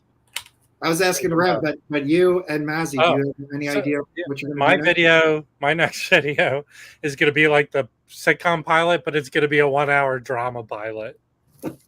I guess Mass is gonna shoot a video on Blondie. I don't have the blonde. I didn't order the big Blondie box because I have all the I have all the Blondie originals and promos except their last album, which I'd never even heard. I don't think. But I did order the 4 LP outtake. That's what I did. Yes, And that comes just shipped tomorrow. today. So yeah, I'll do something on that. I'm working on. I'm doing an Elvis Costello ranking. I always like when I do my rankings, I just show miscellaneous stuff to begin with. So I have all these UK 45s from the originals, from Radar and Stiff, Wow. and, that's pretty you cool. know, Stiff Records, that kind of stuff. Now, if they're UK, that means they have the small spindle hole. Yes. Yeah, Yeah. that's cool. I mean, sometimes those they are have pretty- sometimes they have the 33? cutout, like Yeah. like that. yeah. Mhm. Is that a 45 or a 33? They're 45. 45. Okay. And not all of them these are produced by Niccolo, most of these. I'm doing that, and then I'm still thinking of seriously doing just a clickbait clickbait title that I mentioned this morning on Rachel's stream is Kraftwerk ripped off the Beatles video. Oh, cool. Wow. Because if you look at the cover of the original cover of Autobahn, you'll see a road, and you look at Abbey Road, you see a road. You see a Volkswagen on Abbey Road. You see a Volkswagen on the Kraftwerk. I mean, they're not even original. Yeah. I mean, it's a total tongue-in-cheek, over-the-top video, but there'll be somebody who will think it's serious. Michael 45 will be outraged. Well, we actually did a video. You could, if you're ever bored, we did a Beatles versus Kraftwerk video about a year and a half ago. Oh yeah, I remember that. Yes. Yeah. It was actually fun, kind of a fun joke originally, but yeah. You know. So what do y'all think is going to get announced tomorrow on his stream with Chad and Bernie? That all of Michael's videos are going to be behind a Patreon wall. No. Yeah. They're making an announcement, so it has to. Maybe it's the next wave of the contemporary things. Well, there's Ryan. So it's Ryan K. Smith, Bernie. That's a good guess. Yeah. I think what they're going to do a mass hypnosis thing that none of us saw the UHQR Steely Dan page. Yeah. No, it's actually an animated version of Michael's going to do the interviewing. That would be cool. Like a Roger Rabbit kind of thing. Yeah. No, but if the whole thing was a cartoon, that would be amazing. You made Chad. That would be fun. I think they're announcing actually seriously the UHQR kind of blue 78 RPM box. Oh, geez. Well, I hope we get the news first so we can get another video that gets a bunch of views. It's going to be shellac. 30 LP single-sided shellac. Yeah, exactly. So, yeah, I'm going to do my live Kraftwerk video at 11 a.m. live tomorrow. That's funny. That's funny. I have like 3 people watching. Yeah, I got a live for sure. to go live to the farm. Did you guys see the new classic series titles announced today? Yeah, I'm not interested. Wait, which classic series? The Blue Note. There's going to be a Tarantine and Bill Mitchell. Yeah, I'll see if I can find it. I didn't see that. Yeah, it just came out today. So when's that Tarantine from? Because my computer can't search the internet while my webcam's turned on, apparently. So 76. Yeah, I mean, he did 2 good albums for CTI, but after that, yeah, those are like dollar bin. All his stuff is like dollar bin records. That doesn't mean it's bad, man. Just come on touch. No, they're just not his best stuff. That's probably fair. Yeah. Do you like the older stuff, like the Tone Poets and stuff that get released, like Hustle? Well, I didn't buy the. Here's the funny thing. What was the last Tone Poet of his? The yeah. Oh, Humpin'. What is it? I don't know. But here's the funny thing. I didn't order it. I went into a thrift store and found an OG stereo for $5. Yeah. So here's the 2 new ones. One, it's let me see if I can make this big. The Oh Baby is interesting. I don't have any John Patton albums. So yeah, it's this one, Come and Touch, right? Is that 70s? It looks like it. Yeah. Yeah, I think it's 76. Okay. No, 68. No, late 60s. Yes, late 60s. Oh, wow. 68. Then if it's 68, it could be good. Scott on it. It's got Shirley Scott on it. That could be That's good. his wife. He's married to her. Yeah, he was. I'm excited for this one. Did you see that? Do you guys know what's his name? DeFrancesco. The organ player died. Yeah. Yeah. What did he pass away of? He's only in his 50s. I don't know. I have that Van Morrison duet. They did a couple records together. It's actually, he's really good, like B3 organ, kind of funky, jazzy, soulful blues. I love that. Yeah, I like the organ. I mean, some people don't like B3 organ, but I love it. Oh, I do too. It's one of my favorites. Yeah. I think it's on the side. An organ record too. Big John Patton's a player. There's some Jimmy Smith with killer sidemen on it. If it's just like organ, drums, guitar, I don't know. I mean, not that I don't like it, but I'm more interested in when like there's horns with it. Yeah, I think what I do, I like it for, and this is not a diss to the music because I love it. It's great, like cocktail music when you're having people over and you're putting it on. Just a great vibe to it. It's you know, I agree. Yeah, it's like a party. It's totally like lounge pop, but in a good way. I don't have anyone over here. I know, but it's kind of like when I used to hang out with Hef at the mansion. It's that kind of stuff. Yeah, okay. We used to play. No, I'm kidding. Yeah. Me and Hef. We used to go in the herpes grotto there, at the mansion. I mean, that's one thing I can say. I was there. I was there too once, but during the day on a tour. I was there during a party. But here's the thing. My friend goes, "You want to go to the Halloween party, which was the party to go to at the Playboy Mansion?" I go, "Fuck yeah." He goes, "Well, we have to meet here because you can't drive to the mansion. They pick everyone up in buses and they drive you up to the mansion." Oh. So I did that. And then I go up and it's cool. I think I'm there for the Halloween party. I dressed as a Southern lawyer. I had a seersucker suit on. And I get there and it's a lot of moron guys and a bunch of hot chicks. Then I find out the week of Halloween, they do parties every night that lead up to the big party. And so I was at one of the smaller Halloween parties. You're the riffraff. You weren't there with James Caan.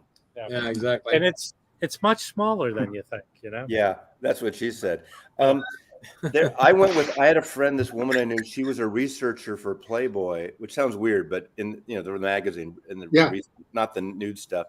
But I don't know if you remember, before your time, they had a kind of a mid-rise office building on Sunset Boulevard, on the part of Sunset, near Tower Records, that part of Sunset, that strip by the, I don't know, anyway, that area.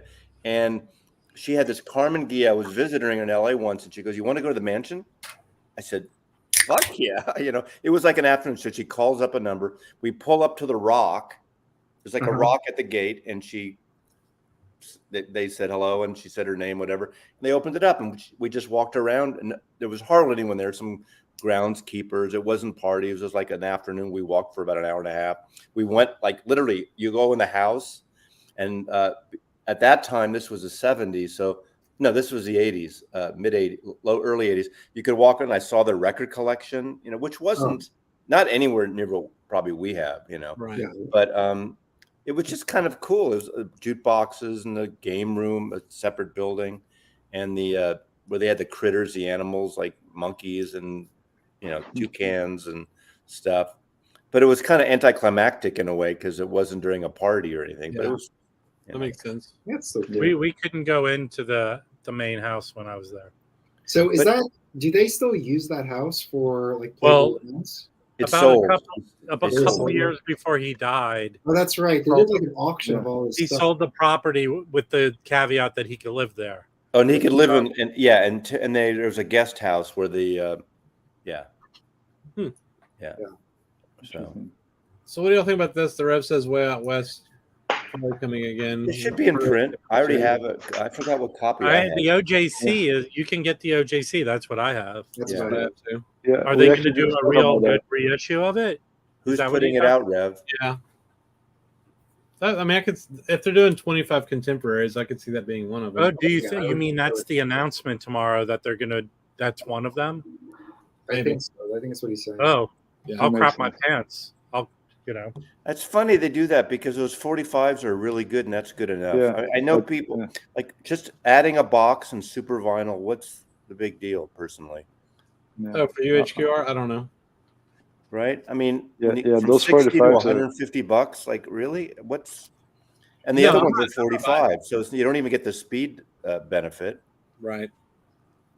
Like, I don't think I'll buy the Miles one, but like Steely Dan is jazz adjacent, so we can talk about Steely Dan as far as I'm concerned, right? I have all the originals that sound great. I just don't feel a need to I'm replace the same way. I love Steely Dan, and I work, but I have the originals, and that's fine for me. I don't have great copies of most of the records, so I'm just want to buy the 45s. So I don't care about a UHQR of them. I don't think. Looks like they're going to do the 45. So it looks like this beating a dead horse, box thing might have helped. Well, maybe not. Maybe not. Maybe not. Yeah. Well, it looked like they were doing everything basically, right? Like, okay, let me speak to Chad right now because I know he watches your stream. let's hope. Listen, Chad, you get all my money. I'm gonna buy that Bill Evans box from you. You don't need to shove this shit down my throat. Okay? I can't wait to order, like, if they do 45 of Asia and not with a box for $60 or whatever, I'll order it. Yes. And then I'll make a video that said I ordered this from Chad Kassem and he cheaped out and didn't send me the box. No. That'd be a click. You reissued root down. Yes, I agree. And I want to put a little inset video of the Rev sitting there just smoking his pipe on a loop. You know what, Mazzy? That's why there's not an animated version of you, because of this nonsense you keep going on about the box. Well, yeah, there is an animated version. This is a prototype. Yeah, I like it. That's cool. Ooh, very nice. Yeah. My son drew it. You're doing sit-ups, man. That's cool. Very cool. It's going to say the vinyl community underneath it, so I like it. All right, guys, I gotta run. I gotta take this dog out. Okay. Good chatting, and I'll catch up with you guys later. All right, see you, man. Are we staying on? Are you staying Yeah, we'll on? stay on. Yeah. Okay. For sure. See you later, Mike. I'm gonna mail out a box to you on Monday, Mazzy, but I think I'm gonna record a video and crack these open and listen to them. Wait, are you going to send me used copies then? No, I have sealed one. My friend gave me sealed copies for you. Thank you. And I'm sending that with that Steve Goodman album. So, have you seen this tribute to Leonard Cohen Blue Note record? Man, yeah, I don't know. Oh, yeah. You know, I saw a picture of it. I listened to one track, and it looks actually really cool. And I'm a huge Leonard Cohen fan, but I just know me. In the old days, I would have bought it like this, but I know I'll buy it, and then I hardly listen to it. I'm kind of in that mode now as I'm older that it would have been an instant buy for me 15, 20 years ago. Right. But it's probably a great record. Hey, by the way, I showed this before. My friend gave me one of their Black Friday Record Store Day albums, but I cannot show it. So just show it. Just show it. Come on, breaking news. I'll get in trouble. I think I already told you what it is, Mazzy. So. Oh, I think you might have. I don't know. But this will be a big album for them, I think. They have about four. I think I have about 3 or 4 Black Friday albums. Wow. So you pre-ordered both the classics? Not the ones that just announced? Yeah, he just pre-ordered both of those. The ones they just announced. I might get I don't have any John Patton albums. I want to know. It's a good record. I've got some weird like 2014 reissue of it. It's not a 75th series either. I don't know where it came from. But I heard the list for Black Friday might come out in 2 weeks. Oh yeah, might. It usually comes out middle of September, right? I bet you they do another pressing of that Plantation record. I have that. It's really good. It's vintage and it's archival, but it's really good. Yeah, that would be neat. And the covers, I mean, it's a beautiful package. Oh yes.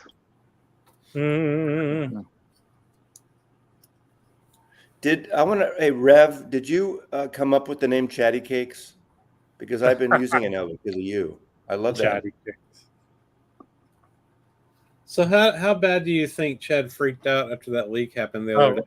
I think he almost exploded off of his I think he probably broke something in his office, probably. Well, I heard that he was really pissed when they first had the Katie Lai one, right? Right. And because I think, the word is that, with these labels or the estates or whoever he has the agreements with, you're not supposed to say it for a certain time, whatever. Right. And he's trying to do the thing, having things pressed before he announces it. He doesn't want to do the MoFi thing where you order it and 6 years later it shows up at your house, right? Which I think is great. I like that. I like it too. Do you think when the guy who runs his website was fired?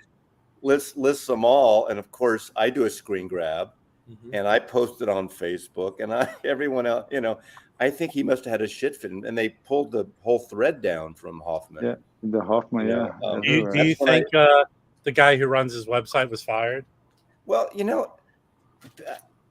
his website's a shit show anyway, and I have a website myself, and I have a thing on my website for my photo business, and I can have things in position and have them holding, not live, and if you want to, then you refresh, I guess someone could hack it and go in there and Yeah. find it. They figure out code, but I think the person figured out their indexing system, and was able to determine it. Yeah, it was so funny how nonchalant he was the way he said it, like in the thread. And I just thought I had to do a screen grab because I thought this ain't gonna last. I just knew this wasn't gonna last. Oh yeah. That's a good one, Baggy. I like that. He is crying later, I'm sure. I think it's crying now. Yeah, still crying. Yeah, I mean. Yeah, but you could Mazzy, you could mock that up too. I know, but he had the links. He That's actually the red he had the hyperlinks. Yeah, the red mocked up Ice Castle's HQ. Right, but he had the hyperlinks to the. You could get to the site. Yeah, no, I understand. Yeah, it's just that. Yeah, I mean it's a stupid move. It's a mistake. Whatever, you know. Yeah, it is. It's exciting for me though because I want those records really bad. Yeah, well then, I think it's great they're doing them. My attitude, which doesn't help me not buy any more records, is when I go out, I like the idea that I find something like that Sonny Rollins or the Lee Morgan today. Mm-hmm. It makes it that much more special that I don't have a grail or a list. I mean, my want list on Discogs is very tiny. Yeah. And shut up, Mazzy. But like Rod Stewart Unplugged, that's one album I would like to get a vinyl version of that. Mm-hmm. That'd be cool. Is there one? They did issue it on vinyl. I'm sure it's not very good. It's probably very compressed. It should probably be a double. But everyone has that CD. That was a hugely popular. I don't have it on CD. I'll get you a copy. I'll find one. I'm fine. It's a good one. I did pick up an album without a cover, Funkadelic. Oh, that's cool. Yeah. Oh, nice. But it's the Funkadelic without George Clinton. Maybe you could borrow Mike's blank Charlie Parker cover and use that. Yeah, there you go. Mike already sent me a blank cover. He increased the value of my Alice Coltrane I'm selling. So you haven't sold it yet? I haven't put it up. Oh, okay. I've been teaching. I've been very busy, and I'm about to be teaching 2 classes at once. Yeah. So this weekend I have like 50 albums to put. How do you teach 2 classes at once? Do you do half the class here and half the class there, and how does that work? Yes, Mazzy. How do the students understand which class they're in? Man, can you show that label again for Josh, Rob? Oh, say please, Josh. Yeah. Come on, you pansy. That's a weird label. I've never seen that label. I mean, it's kind of neat. George Clinton and a couple other guys were here about a month ago at a brewery. Yeah, he because of pandemic he didn't tour. But how old is he? He's like 78 or something, and he canceled the show. I don't know why. It was like a couple months ago. I don't know what happened, but it was kind of. I think he was sick. Yeah, probably so. Probably got the COVIDs. You know what? There's a movie that is a cult movie. Obviously, is PCU. Have you seen PCU? Mm-hmm. Jeremy Piven is basically like a Bill Murray-ish character, and George Clinton's in it. That movie is a great movie. Highly recommend watching it. I'll have to check that out. It's who else is in it? David Spade's like the villain in it. And it's sort of like back in the early mid 90s, it was sort of an answer to Animal House when PC culture was big then. Oh yeah, that's cool, man. I'll definitely check that. So it's from the 90s? John Favreau's in it. Nice. Yeah. Nice. What do you got there, Mazzy? Oh, I was just looking at these. This is these Elvis Costello singles. I haven't looked at them in a while. I pulled them. I haven't even looked through them, but I think that's a cool photograph. Yeah, it's very cool. Your kids are like babies here. Let's see it. There we go. Wow. Yeah, that's pretty neat. Let's see. Yeah, just New Amsterdam.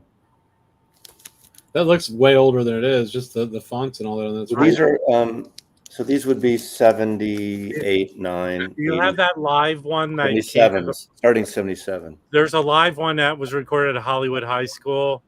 I have that. Yeah, I had that. I sold it, but this is. I forgot what this is. Like this is white. Oh, this is interesting. I forgot about this. What's interesting about this, the cover is blank, right? Mm-hmm. And the printing is on the inside. Oh, wow. And what is it? It is Elvis Costello Attractions, Accidents Will Happen, Talking in the Dark, and Wednesday Week. So it's an EP.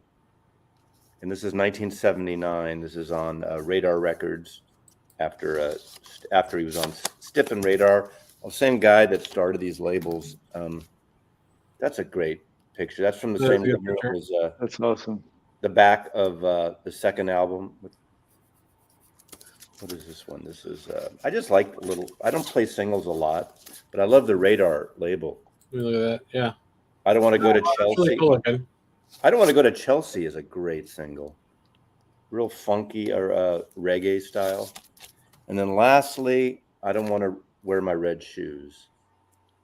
Today's sound today. Up. This must be big call. Pull out of that one. This is a UK and it doesn't have the inside spindle. Interesting. Huh. Those are neat. I don't have any 45s. I'm scared to start collecting them. Yeah, I wouldn't start if I didn't have them, but I used to I worked. I got these when I worked in the store. We used to sell them. I'll show you something you should get, Chris. Okay. I find the coolest thing about 45s is that they have like little variations on the main cover of the album. Mm-hmm. Yeah, and you frequently different mixes. Right. That's pretty cool. And they sound great. So I remember that. I never. Yeah, every once in a while, Fat Possum, which owns all the catalog, or they distribute the catalog now. They have the rights. Right. For Record Store Day in 2017, they put this out. This is all his singles. Yeah. It's 52. What is it? It's 20 something, 52 songs. Right. The reason I bought this, and when it's on sale, I think when it came out, it's originally was like 100 and something. But when it's on sale, you can get it for like $50 or $60. Comes with a nice book. Oh, nice. And they're all original, like in these sleeves. The reason I got this is my favorite song by him is his version of I Want to Hold Your Hand. Okay. Mm-hmm. Right. Nice. No, wait. What am I wrong? There it is. His version of I Want to Hold Your Hand is probably, to me, the best Beatles cover. The Boomer scalper should do a needle drop of it. I'll do a needle drop of it. And make it the Boomer scalper. And then I bet you could post that. It comes with, I'll definitely buy that. I highly recommend. And it's all the trouble with his greatest hits, which they keep, it's probably pressing 24 hours a day, is I don't know if that's analog. I have it. Sounds good. These are all analog. There's a speaker's corners one, right? Oh, that's my best sounding record, but it's Call Me. It does. Yes. That is, if you like Al Green. Yes. Get the Speaker's Corner, Call Me. That is my best sounding record. How much, Josh, how much that box cost? You said the retail's 170 or something? Yeah, when you go to their website, but they do a sale once or twice a year. They just had one where it's like 25% off. You can get that for 50 or 60. It lasted for a while because I remember seeing it. It didn't sell out at Record Store Day because it was an odd thing for some people, but it's a great, I don't have it, but it's a great set. I highly recommend getting this. Yeah. I love Al Green.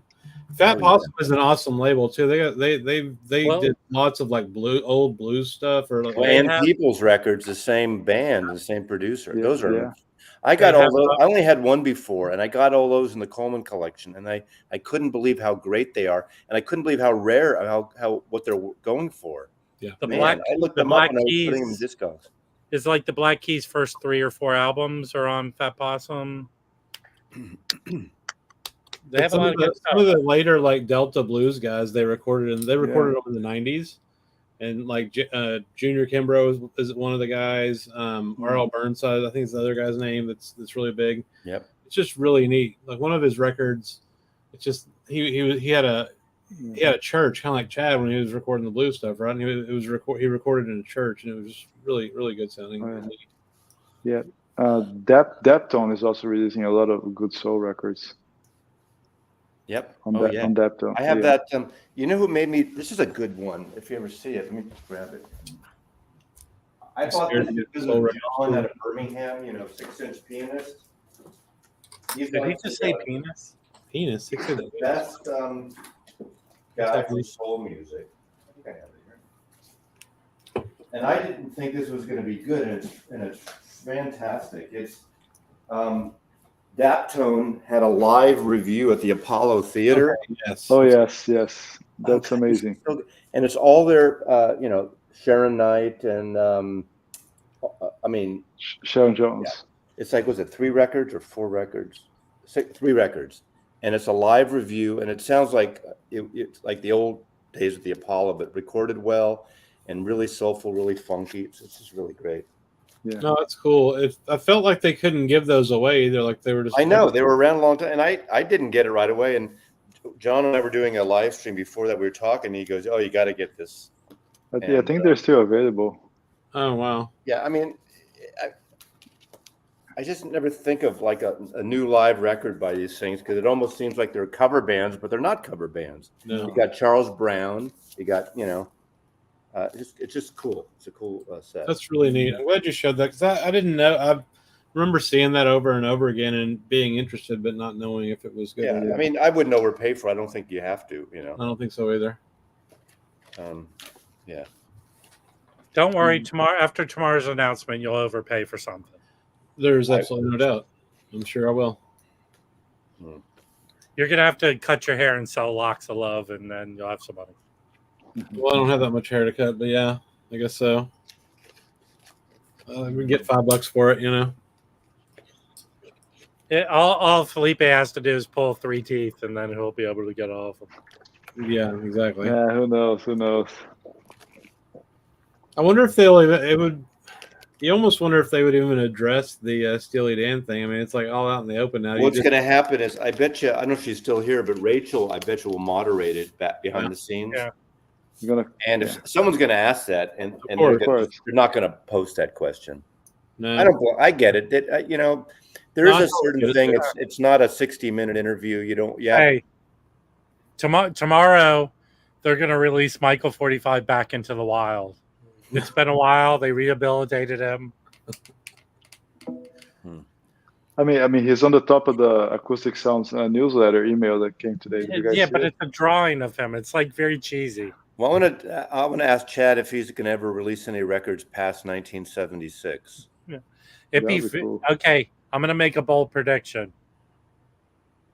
Tomorrow's announcement is there's going to be a reissue of a Billie Eilish album. Well, that's not funny. No. You should have said Taylor Swift, because then it would actually sell. Bite your tongue. Well, I love Taylor Swift. I've got 3 or 4. I like Billie Eilish. I like Billie Eilish too. I got 3 or 4. When you've had a bad day, Chris, do you curl up in a ball and then just put on the Taylor Swift and Josh D? It would, if we get knew a pint of ice cream. It wouldn't be a secret. We don't know what they're talking about. Actually, Josh D does that. Curls up in a ball, gets a pint of ice cream, puts on the Taylor Swift album. Maybe Chad will announce the sequel to his. Maybe he'll announce the sequel to his 8-minute documentary he announced last time on Michael's channel, and do another. The other side of it. He's coming out. He's coming up with a new saying and a line of T-shirts. Instead of buy now and cry later, it's buy now and dye your hair later. Yeah, it makes no sense. Makes sense. It'd be funny if he came out with a line of T-shirts with that saying on it, though. They're going to release a Michael 45 box cutter. Yes, that's it. Yeah. Because we need a $70. I swear to God, that's what I'm going to do. I'm going to boomer scalper. I'm going to come up with a line of boomer scalper knives. Yeah. But here's the funny thing, and I'm so mad when I made my video. Vinyl Me Please puts all their albums in a resealable sleeve. Mm-hmm. When are you going to need that knife to open any of the Vinyl Me Please albums? What? Yeah. It's to open the box it comes in. Oh wait, that's a really good point that I just understood what you were saying, Rob. Yeah, that is kind of dumb. Do you use a knife to open shrink wrap? I do. Because most of the time I don't like taking it off. I know you like ripping it. So when I do my video of opening this album, I just do the old thing where you rub it on your leg and then you kind of slice it and it opens. Ah. So what is the gatefold wax? The gatefold on this? I No. take the How do you off. use the knife if it's a gatefold? Oh, well, I don't know. You got to do something. Massey just likes rubbing things on his leg. Yeah, that's fair. I don't know if I'm up for my Chad impression, man. Let's think about that for a minute. Do you do a Chad impression? Not a good one. No, I don't know. My stepmother worked for the senator of Louisiana for forever. Yeah. And all the guys in the offices talk like Chad. Yes, absolutely. It's funny though. My lab chief back in Stanford, he was from LSU, and he would speak just like him as well. Yeah. Same thing. But Mazzy, back to your point about the video announcement, that drove me insane. I watched this whole interview with Chad on Michael's channel, and there's going to be some announcement, and the only announcement was the documentary. Here's they announced his commercial. What is happening? Yeah, I mean, all the power to him. I mean, he kept talking. Was kind of expansive and not. And I work in production and video and photography, and I know that. Looking at that's not a cheap. That was like a $150,000 production, possibly. Give or take. Oh, wow. Could be less. Could be. It depends. I mean, basically, he could get people probably under minimum wage and probably as a crew, but it's the post production, the editing. I mean, everything. It's amazing. Yeah, but really could have had a college kid do all that shit too. But okay, but still. I thought it was well produced for sure. Minimum 75,000, but my guessing is more, unless he got favors and stuff like this, or he did trades. Maybe he did trades with records for part of it. You don't have to use a union crew, so it's not about that for what he did because it's not for broadcast or anything. But for that money, I wish he would rebuild his website instead. Exactly. Well, you know what? I bet he's regretting that. That's But see, it's just the search engine is wonky, and it like we were talking about. Was it Mike or you talking about looking for MoFi on Music Direct? Theirs is horrible too. Yeah, There's more modern, but it's just bad. Well, the thing that you want, he already has is working with the Google algorithm, because when you type in an album, generally the acoustic sounds listing comes up first. Well, they pay for that too. Yeah, you pay for it. Yeah. It's not horribly expensive, but everybody pay. Google. I use the Google algorithms and their apps and stuff. And Google, what is it called? I forgot it's called. For my website, for my business website, so I can see visitors, where they're from, who's looking at analytics stuff. Oh yeah. I don't much anymore because it's like kind of but I do like email blasts through MailChimp and do all this promotion stuff, and that's just part of my business. Oh, absolutely. Did you see that, Mike? I guess this Sunday they're trying to get all these record stores to do the Whatnot app, and they're doing major giveaways. Yes, everybody's doing. Yeah, and mostly MoFis. Well, I'll see. That's true. Yeah, they're doing. With the auctions, you just have to sign up and be there, I guess, right? Yes. And they're giving away tons of. Even the guy from Ingroove. Nick from the. At least Toad Hall. I give Mike props because Mike at the Ingroove, at least he's always trying to improve his site. If someone says something, he'll check it out. And I think his site's actually pretty good. No, it's based on a module. It's not designed from scratch, but that's okay. No. Yeah, I like using Salesforce stuff. I made the suggestion that when I check out, I'm not charged. I don't know if it fell on deaf ears. No, that's gonna happen. What did you say about Salesforce, Mazzy? I'm sorry. You said you use Salesforce? No, I don't use it. But I said it's like Salesforce, where companies buy, and that's like. Yeah. Different companies use that. That's why they're so friggin' big. I don't use that shit. That's all I work on all day long. Yeah, no, but I know people who work in the creative department at Salesforce in San Francisco. But I understand that whole thing with these modules and you adapt them to different things. But I use certain softwares. There's one called BlinkBit. It's an estimating software for photography and productions, and I can share it with producers. So I can do a thing and share it, and they can adjust it in real time and stuff. And I subscribe to that, but it's not through Salesforce. But I think it's part of that module, and they, then people customize it. Yeah. That's what I think Mike InGroup does. And I understand Chad stuff's more complicated, but I remember what my first website for my business. What year would have that been? In the late 90s, maybe. Mm-hmm. It cost me like 12 or 15 grand to have a website designed for my business. That was a lot. And then every time, my photographers would have their own little portfolios within my website. Every time we wanted to update it and add new images, we had to pay the designer another $400 or $500 each time, which my photographers paid for. We couldn't do it ourselves, but now I do a thing. I think it cost me $1,000 for it's called a Photofolio, and I pay. Then the only thing I pay now is $17 a month hosting. That's it, and I can upload it myself. I can adjust it. I can change the design modules, and it's great. Yeah, none of that stuff existed in the 90s. No, of course. So it was just you have to make an HTML page from scratch. You had to be a coder, and yeah. I mean, it was really tough. But looking back on all the money, I mean, that's part of business, because everyone had to do it. You had to have a website, But we save money because we used to. I know I'm changing the subject, but until you come up with jazz records, every day almost we would have to send portfolios. Like an agency in New York or Chicago or LA would call for, we want that food photographer, lifestyle, and we'd have to FedEx it to their agency because they always call like us on the West Coast at 3 or 4.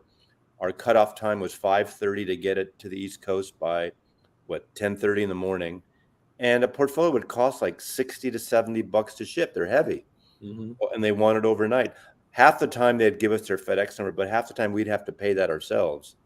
But it's part. If you get a gig, it's worth it. But but having websites was great because you didn't have to ship stuff around. Except when they call for your portfolios, at least you knew they were interested in you. Looking at your website, you never know.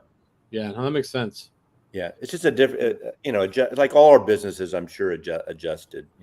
Well, I mean, like look at working now. Like I went to the office yesterday. I've been to my office like 5 times in 2 years, right? With what we're doing right now, video conferencing, like it's just changed permanently. I think. What kind of business are you? Can I ask? Or no, I'm a software architect. I work for a software company that makes stuff, and I do all their internal. Some people don't have to talk to what they do. The only person in the whole vinyl community we know what they do is Felipe. Yeah, now me, I'm a nerd. So he's got that dental chart behind him framed. Yeah. Is that? I think he has John Coltrane's teeth. This one. Do you have a collection of jazz impressions of teeth? Jazz. No. Man, the way those guys like shooting stuff and drinking, probably they very had teeth. Right. He has Louis Armstrong's bicuspid. Yeah. Yeah. No, this one is actually a very nice print. It's John DeVore from his Etsy website. Okay. John DeVore from DeVore Speakers. Oh, did you win that? No, I bought it. Oh, yeah. I won a record from him. Is it a Jenny Holter avant-garde record? Oh, I remember this one. He said anybody comment on it, and if you do a comment, he'll choose, and I won the record. Yes. That's really cool. Yeah, it's a pretty nice drawing. Did any of the Candid stuff come in that you ordered yet? No. I think because I ordered. I mean, I don't remember if there's a button you can click to have it all shipped at once. I don't remember now. I probably did because I ordered 9. I don't know if they've even been, if any of them have even been released yet. That's one of those things I'll totally forget about it, and then at my 75th birthday, they'll show up one day. Hopefully, it's not that. And that's like a long time from now. Hopefully, It's a long time from now, man. So you had a birthday this week. Wayne Shorter had a birthday yesterday. 89. Elvis Costello was yesterday too. How old is he? I'm 2 days older than Elvis Costello. Oh wow, that's cool. Same year, both Virgos. The Rev did a really cool video about Wayne Shorter for his birthday. I like that. Yes. You got to see so many of those people. Like I've never seen any of them. I don't think Felipe ever saw. Yeah, but you're 20 years younger than me. Yeah, I know. So, but it's just neat. It's just like Wayne Shorter, Herbie, Sonny Rollins, like Art Blakey, McCoy Tyner. Some of the people who are still with us. Bill Evans. Right? Those three guys are still with us, but all these other guys are gone, right? Yeah, I mean, Little mostly I Donaldson. saw the Keystone Corner in North Beach or in near Chinatown, North Beach, and it was like $5-6 just for shows, $7 tops. Wow. But of course, we made less then too. Sure. Mhm. But how different is it? I mean, actually seeing like Bill Evans in a jazz club versus listening to the records. Oh God, I mean, well, I think I have a bigger appreciation for him now. I saw him 3 times. I saw him once at the Keystone. There was a place down near Half Moon Bay, south of San Francisco, called the Bach Dynamite. Oh yes.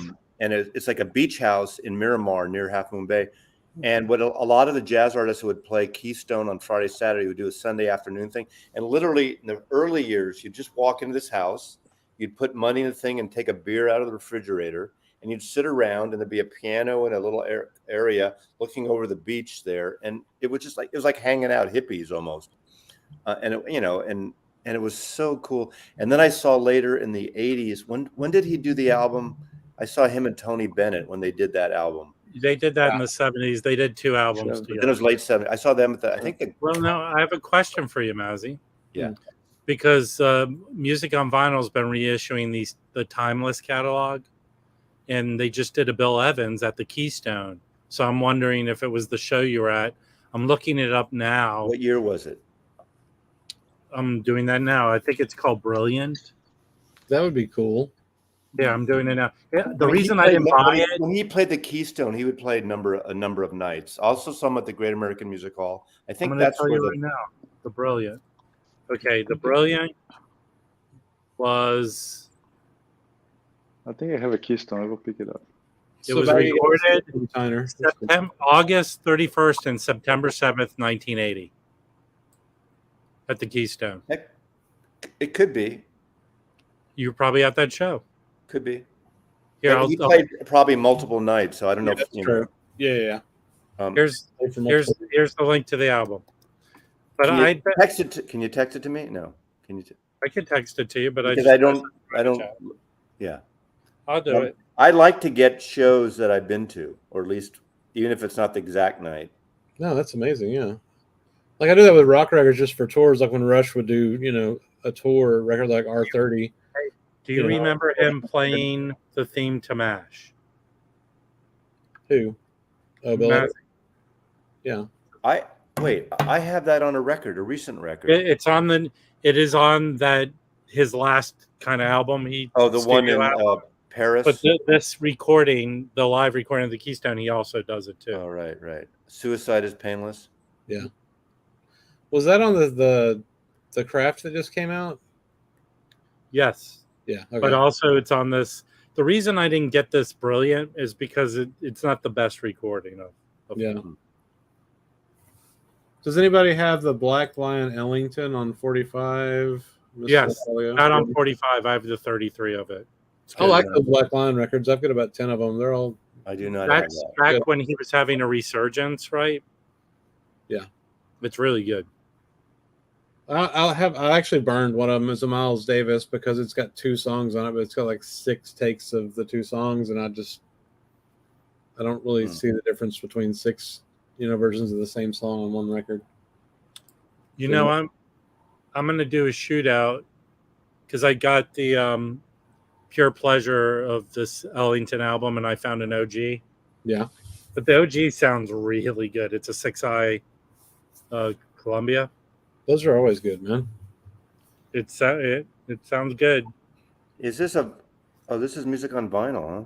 Yeah, I have an Archie Shepp one double album. It is just really good. And they have a Chet Baker. There's some Pharoah Sanders. There's a Barney Weiland that comes out in October I want to get. Who put this out? Oh, is it? Okay. Oh, it's Music on Vinyl. Yeah, but it's from this timeless jazz. They did a lot of the late Chet Baker albums. Ooh, I see my shadow on the carpet. Yeah. No. You're in the John. Yeah. That's cool. Yeah. Let's see that again. I hate when you guys get me to buy shit. Don't buy. Well, you should buy it. and then tell us how it is so we can buy it. Yeah. Okay. Yeah, buy it and then get you an affiliate link like Michael. But if Ford. it's music on vinyl, it's not going to be shitty, you know. No, it's gonna be No, Yeah. but the recording's not the best live recording of Bill Evans. good. Well, that's fair. Yeah, There's I some I found- great. I found That's the reason I didn't buy it. Felipe, Because all those record store day ones, those 2 albums, they were awesome. Yeah. I love them. Oh yeah. Oh yes. I found a Keystone. It's not Bill Evans, Art Blakey. Do you guys have this one? let me see. It's a live one. I love Art Blakey. Keystone See 3. Art Blakey at the Keystone. You know what? You know what I don't like about stuff like that? Because I was in a record store today and I almost bought an Art Blakey with the original Jazz Messengers, and it basically is just another version of the Columbia album, which I have. Oh. Yeah. What I find pretty cool about this record is the Concord Jazz is the inner sleeve. The printed inners are amazing. Mhm. Yeah, pretty sweet. Beautiful. Those I've got 3 or 4 of those Concord Jazz So records. Hey, it's a Deck by 1982. Jazz, what am I talking about? Which 33 am I talking The about? Ellington 33 from Black Lion, is it good? Oh yeah. Yeah. I get that album. You know when Michael Fremer did his 100 best analog albums, which had a lot of MoFis in it? Yeah. He did he did the Ellington Black Lion. He says I that. like the slight dig you just got in there. It was What? pretty genius. It had a lot of MoFis in it. Well, you know, what I have in my Amazon Just had cart. MoFis in them. You know what I have in my Amazon cart because Org did those Black Lion reissues. Yep. There's a Johnny Griffin one that I have in my cart. I always think about buying it. There's a Coleman Hawkins one. Mm-hmm. But here's the funny thing. I looked at getting the Johnny Griffin 45. It's one album, one side's 45 and one side's 33. Oh wow, that's cool. So it's weird. I've got a ton of those. I've got about 400 like 12-inch singles from like the 90s and early aughts. It's all like EDM stuff. But what if you mess up and you don't switch the speed? Like on my everyone's turntable, on acid, so it's fine, man. If you're on, they're all on acid, so it doesn't really matter. But yeah, a lot of them are like the same song. And like when drum and bass was popular, it was like the same song with just different drums but sped up. Right, that's what a bunch of them are that way. The Org 45s are weird because one side's 45 and one's 33. I think when I got the Atoms for Peace album, with the Radiohead guy, what's his name? The singer.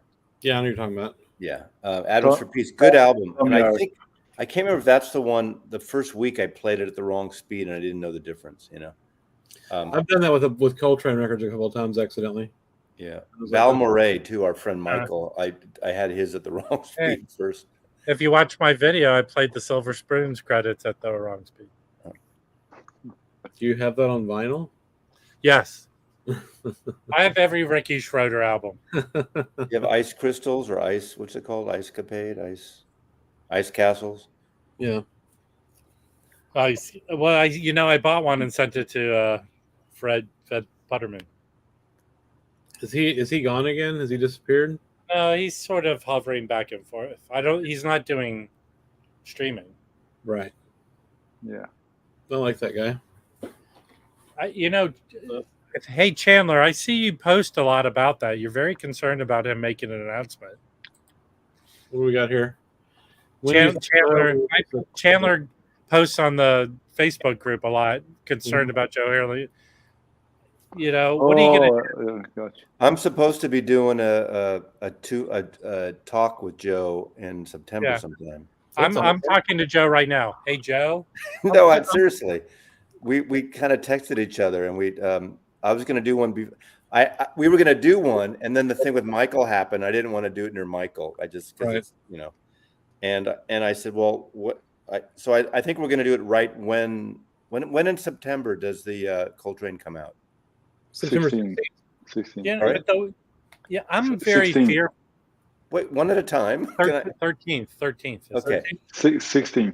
I think it's 6:13. Okay, so I want to do it with like that week before about that, and then I want to talk to him about other stuff too. I don't want it just to be, why don't you do this record? Why don't you do that record? I want to talk to him about some musicians and music, and not just. I don't want to do the same thing that he's done with everyone else, which about pressings and Kevin Gray, and that's important. But I like to talk about music, and I mean, what I liked about when he talked about, even on Michael's, when he talked about listening to that War record, that War greatest hits. I want to talk to him more about that.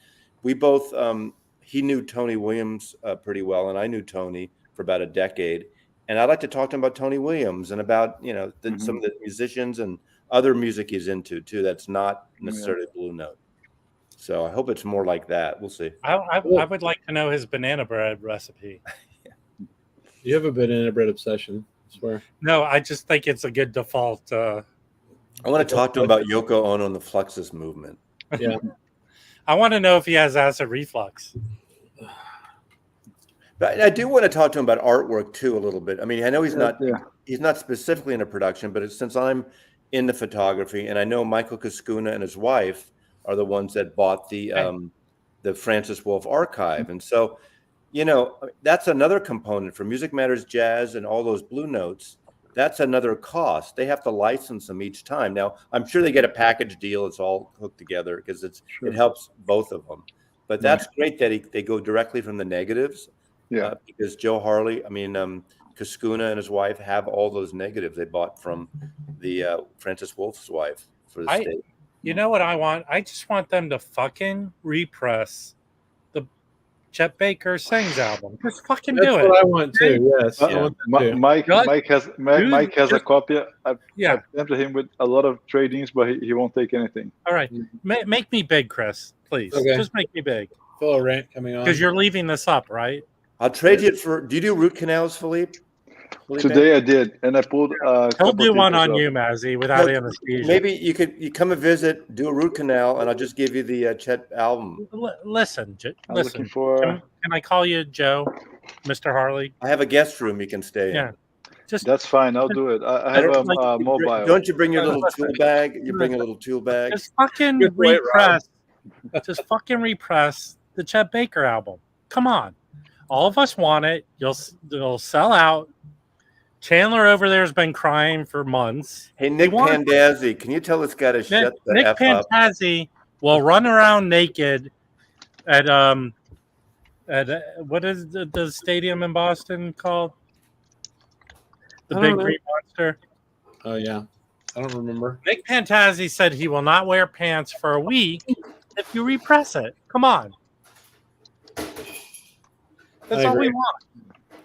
You can go back to putting out albums that no one cares about, like those two announcements today. Everyone was going about their lives, and they go, "Oh, they announced two, a Stanley Tarantine and a John Pat. Oh, I'm not buying those." I mean, of course he's going to wear pants. The root word of his name is pants. That's true. Nick Pantazzi. It's Nick has no Pantazzi's. Well, he's not wearing any right now, so there you go. Yeah. Well, nobody is. He's probably wearing shorts. Joe Harley doesn't even pick the classic series out, Rob. Like he doesn't. I'm not talking about records. Well, he oversees the guy. He stands over the guy's shoulder. No, he doesn't. Yes, he does. I thought he oversees the guy doing the classic series. I don't think so. I think it's totally separate. No, I thought he talked about him. Going. That's a good suggestion. We'll do that. They probably talk to each other, sure. If you know what, I'm going to be very pissed off if this is one of the next Stone Poets. I'm telling you right now.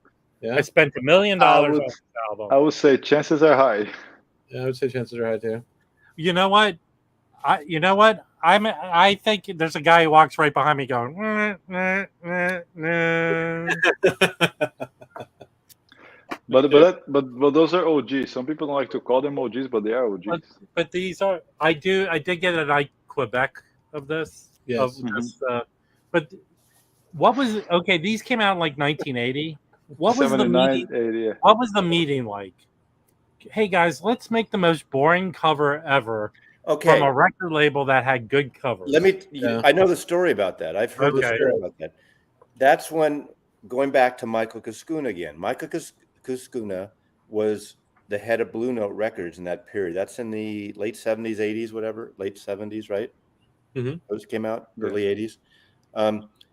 And he went through the archives and found all these unreleased things or extra tracks, like this whole thing. And he wanted to put this stuff out there. And it was a big tug of war with the marketing department for, I think, is that when Blue Note was with United Artists, I think? Are those United Artists? Yes. Division United, yes. Yeah. Liberty United Artists. The whole marketing people, that was the compromise because I hated it, but the whole thing, we had to do a similar cover, a similar look. And that was the look in that period of time. Yeah. And, you know what? But Jackie McLean reminds me of like Geary architecture. Well, remember, this was a time when, and they did it better. CTI and ECM did really beautiful photography. Oh, yeah. And it was nothing to do with the artists. And that was that time, but they did it really badly designed. But so it was a compromise that Cascuna had to do to get the stuff to put out. So I've heard interviews with him talk about that. Good story, this has all the charm of a Velveeta cheese box, Yeah, it looks like the border wall. Well, it looks like textbooks, college textbooks or something. Yeah.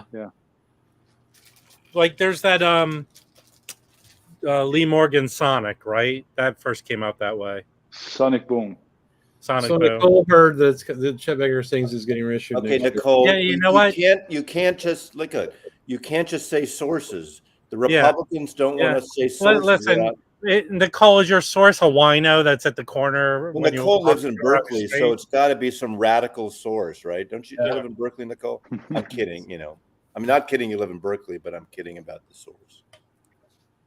Yeah, your source is on shrooms. Look, I hope Music Matter is going to be repressed. Supposedly, they did do a repressing of Chet Baker Sings, but I think they made 5 copies, right? Yeah. Well, they probably had extra covers left over, and they just did enough to fill the covers. They might have had 50 copies or 100, whatever. I wonder how many they made to begin with, because Joe has said that when the Tone Poet started, they printed some. Then every single time new ones came out, they had to keep adding more and more and more. So. Well, I think initially they were going to print like 10,000 or something, and they surpassed it. They were surprised. This jazz stuff is selling more than it did when they came out originally. In some absolutely, cases. Yeah, for sure. It's amazing. Here's a good way to kind of feel it out. It's amazing how these posers like Rob, who's never been into jazz, hated jazz, and now all of a sudden, let's get on the jazz bandwagon and let's buy this jazz shit. Listen, I was a big Cab Calloway fan growing up. I love Cab Calloway. Me too. See, okay, Cab Calloway, Louis Jordan. Everyone has to have a Louis Jordan record. Louis Jordan, Choo Choo Chaboogie, Beware. What did you call me? They ain't no one. 3 guys named Mo. All those like kind of jive, jumping, rock and rolling, bluesy, jazzy things. So good. Do you like the big band like swing stuff at all? Like all the 40s. I do. I don't listen to it a lot. I should more, but I have a bunch of albums by Benny Goodman and Duke Ellington and Glenn Miller. I have a lot of that stuff. Me too. Okay. A lot of it on CD too. I'm using this unscientific way. So I went to Discogs. On Discogs, almost 2,400 people have Nicole, you're not supposed almost to. 2,400 people have the album. Nicole, so they had never reveal your source, Nicole. They had to have pressed at least 3,000 copies of Chet Baker Sings. Yeah, well, maybe that's all they pressed originally. Yeah, probably. How many are for sale, and how much are they going for? Somebody, Nick asked that, I think. 200. Listen, let's make Jewish Christmas a good thing this year, and let's have a Chet Baker Sings Jewish Christmas. Yeah, that would. I agree. That would be really cool. Or maybe a Barbra Streisand Christmas record or Kenny G. Bite your tongue. In fact, cut your tongue out of your mouth. God, you're so violent. Oh, shit. Kenny G Christmas is the best-selling jazz record ever. You don't realize really? when you say stuff, it sticks to the walls, and it happens. Kenny G's verboten on this channel. He is? Yeah, 100%. We're not going to be showing any Kenny G records here, man. Well, then what am I going to do with these 10 Kenny G records I have sitting next to me? Throw them in the trash, man. All right, I think I need to eat something and watch the Sylvester Stallone action movie that came out today. Okay. What is it on? Amazon Prime. Did you watch that Korean movie?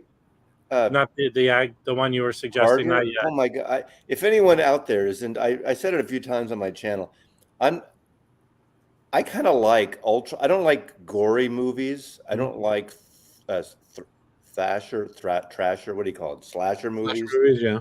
But I like over the top violent. It sounds really shitty, and this movie Carter is like a Korean. It's like the Tarantino, like Kill Bill, and it just came out. It's on Netflix, and it's so over the top action, futuristic, and have to check it out. It's North Korean. I can tell you. What's the guy from Fast and Furious? Sure that wasn't. What's the guy from Fast and the Furious who died? Paul Walker. Oh, right. Yeah.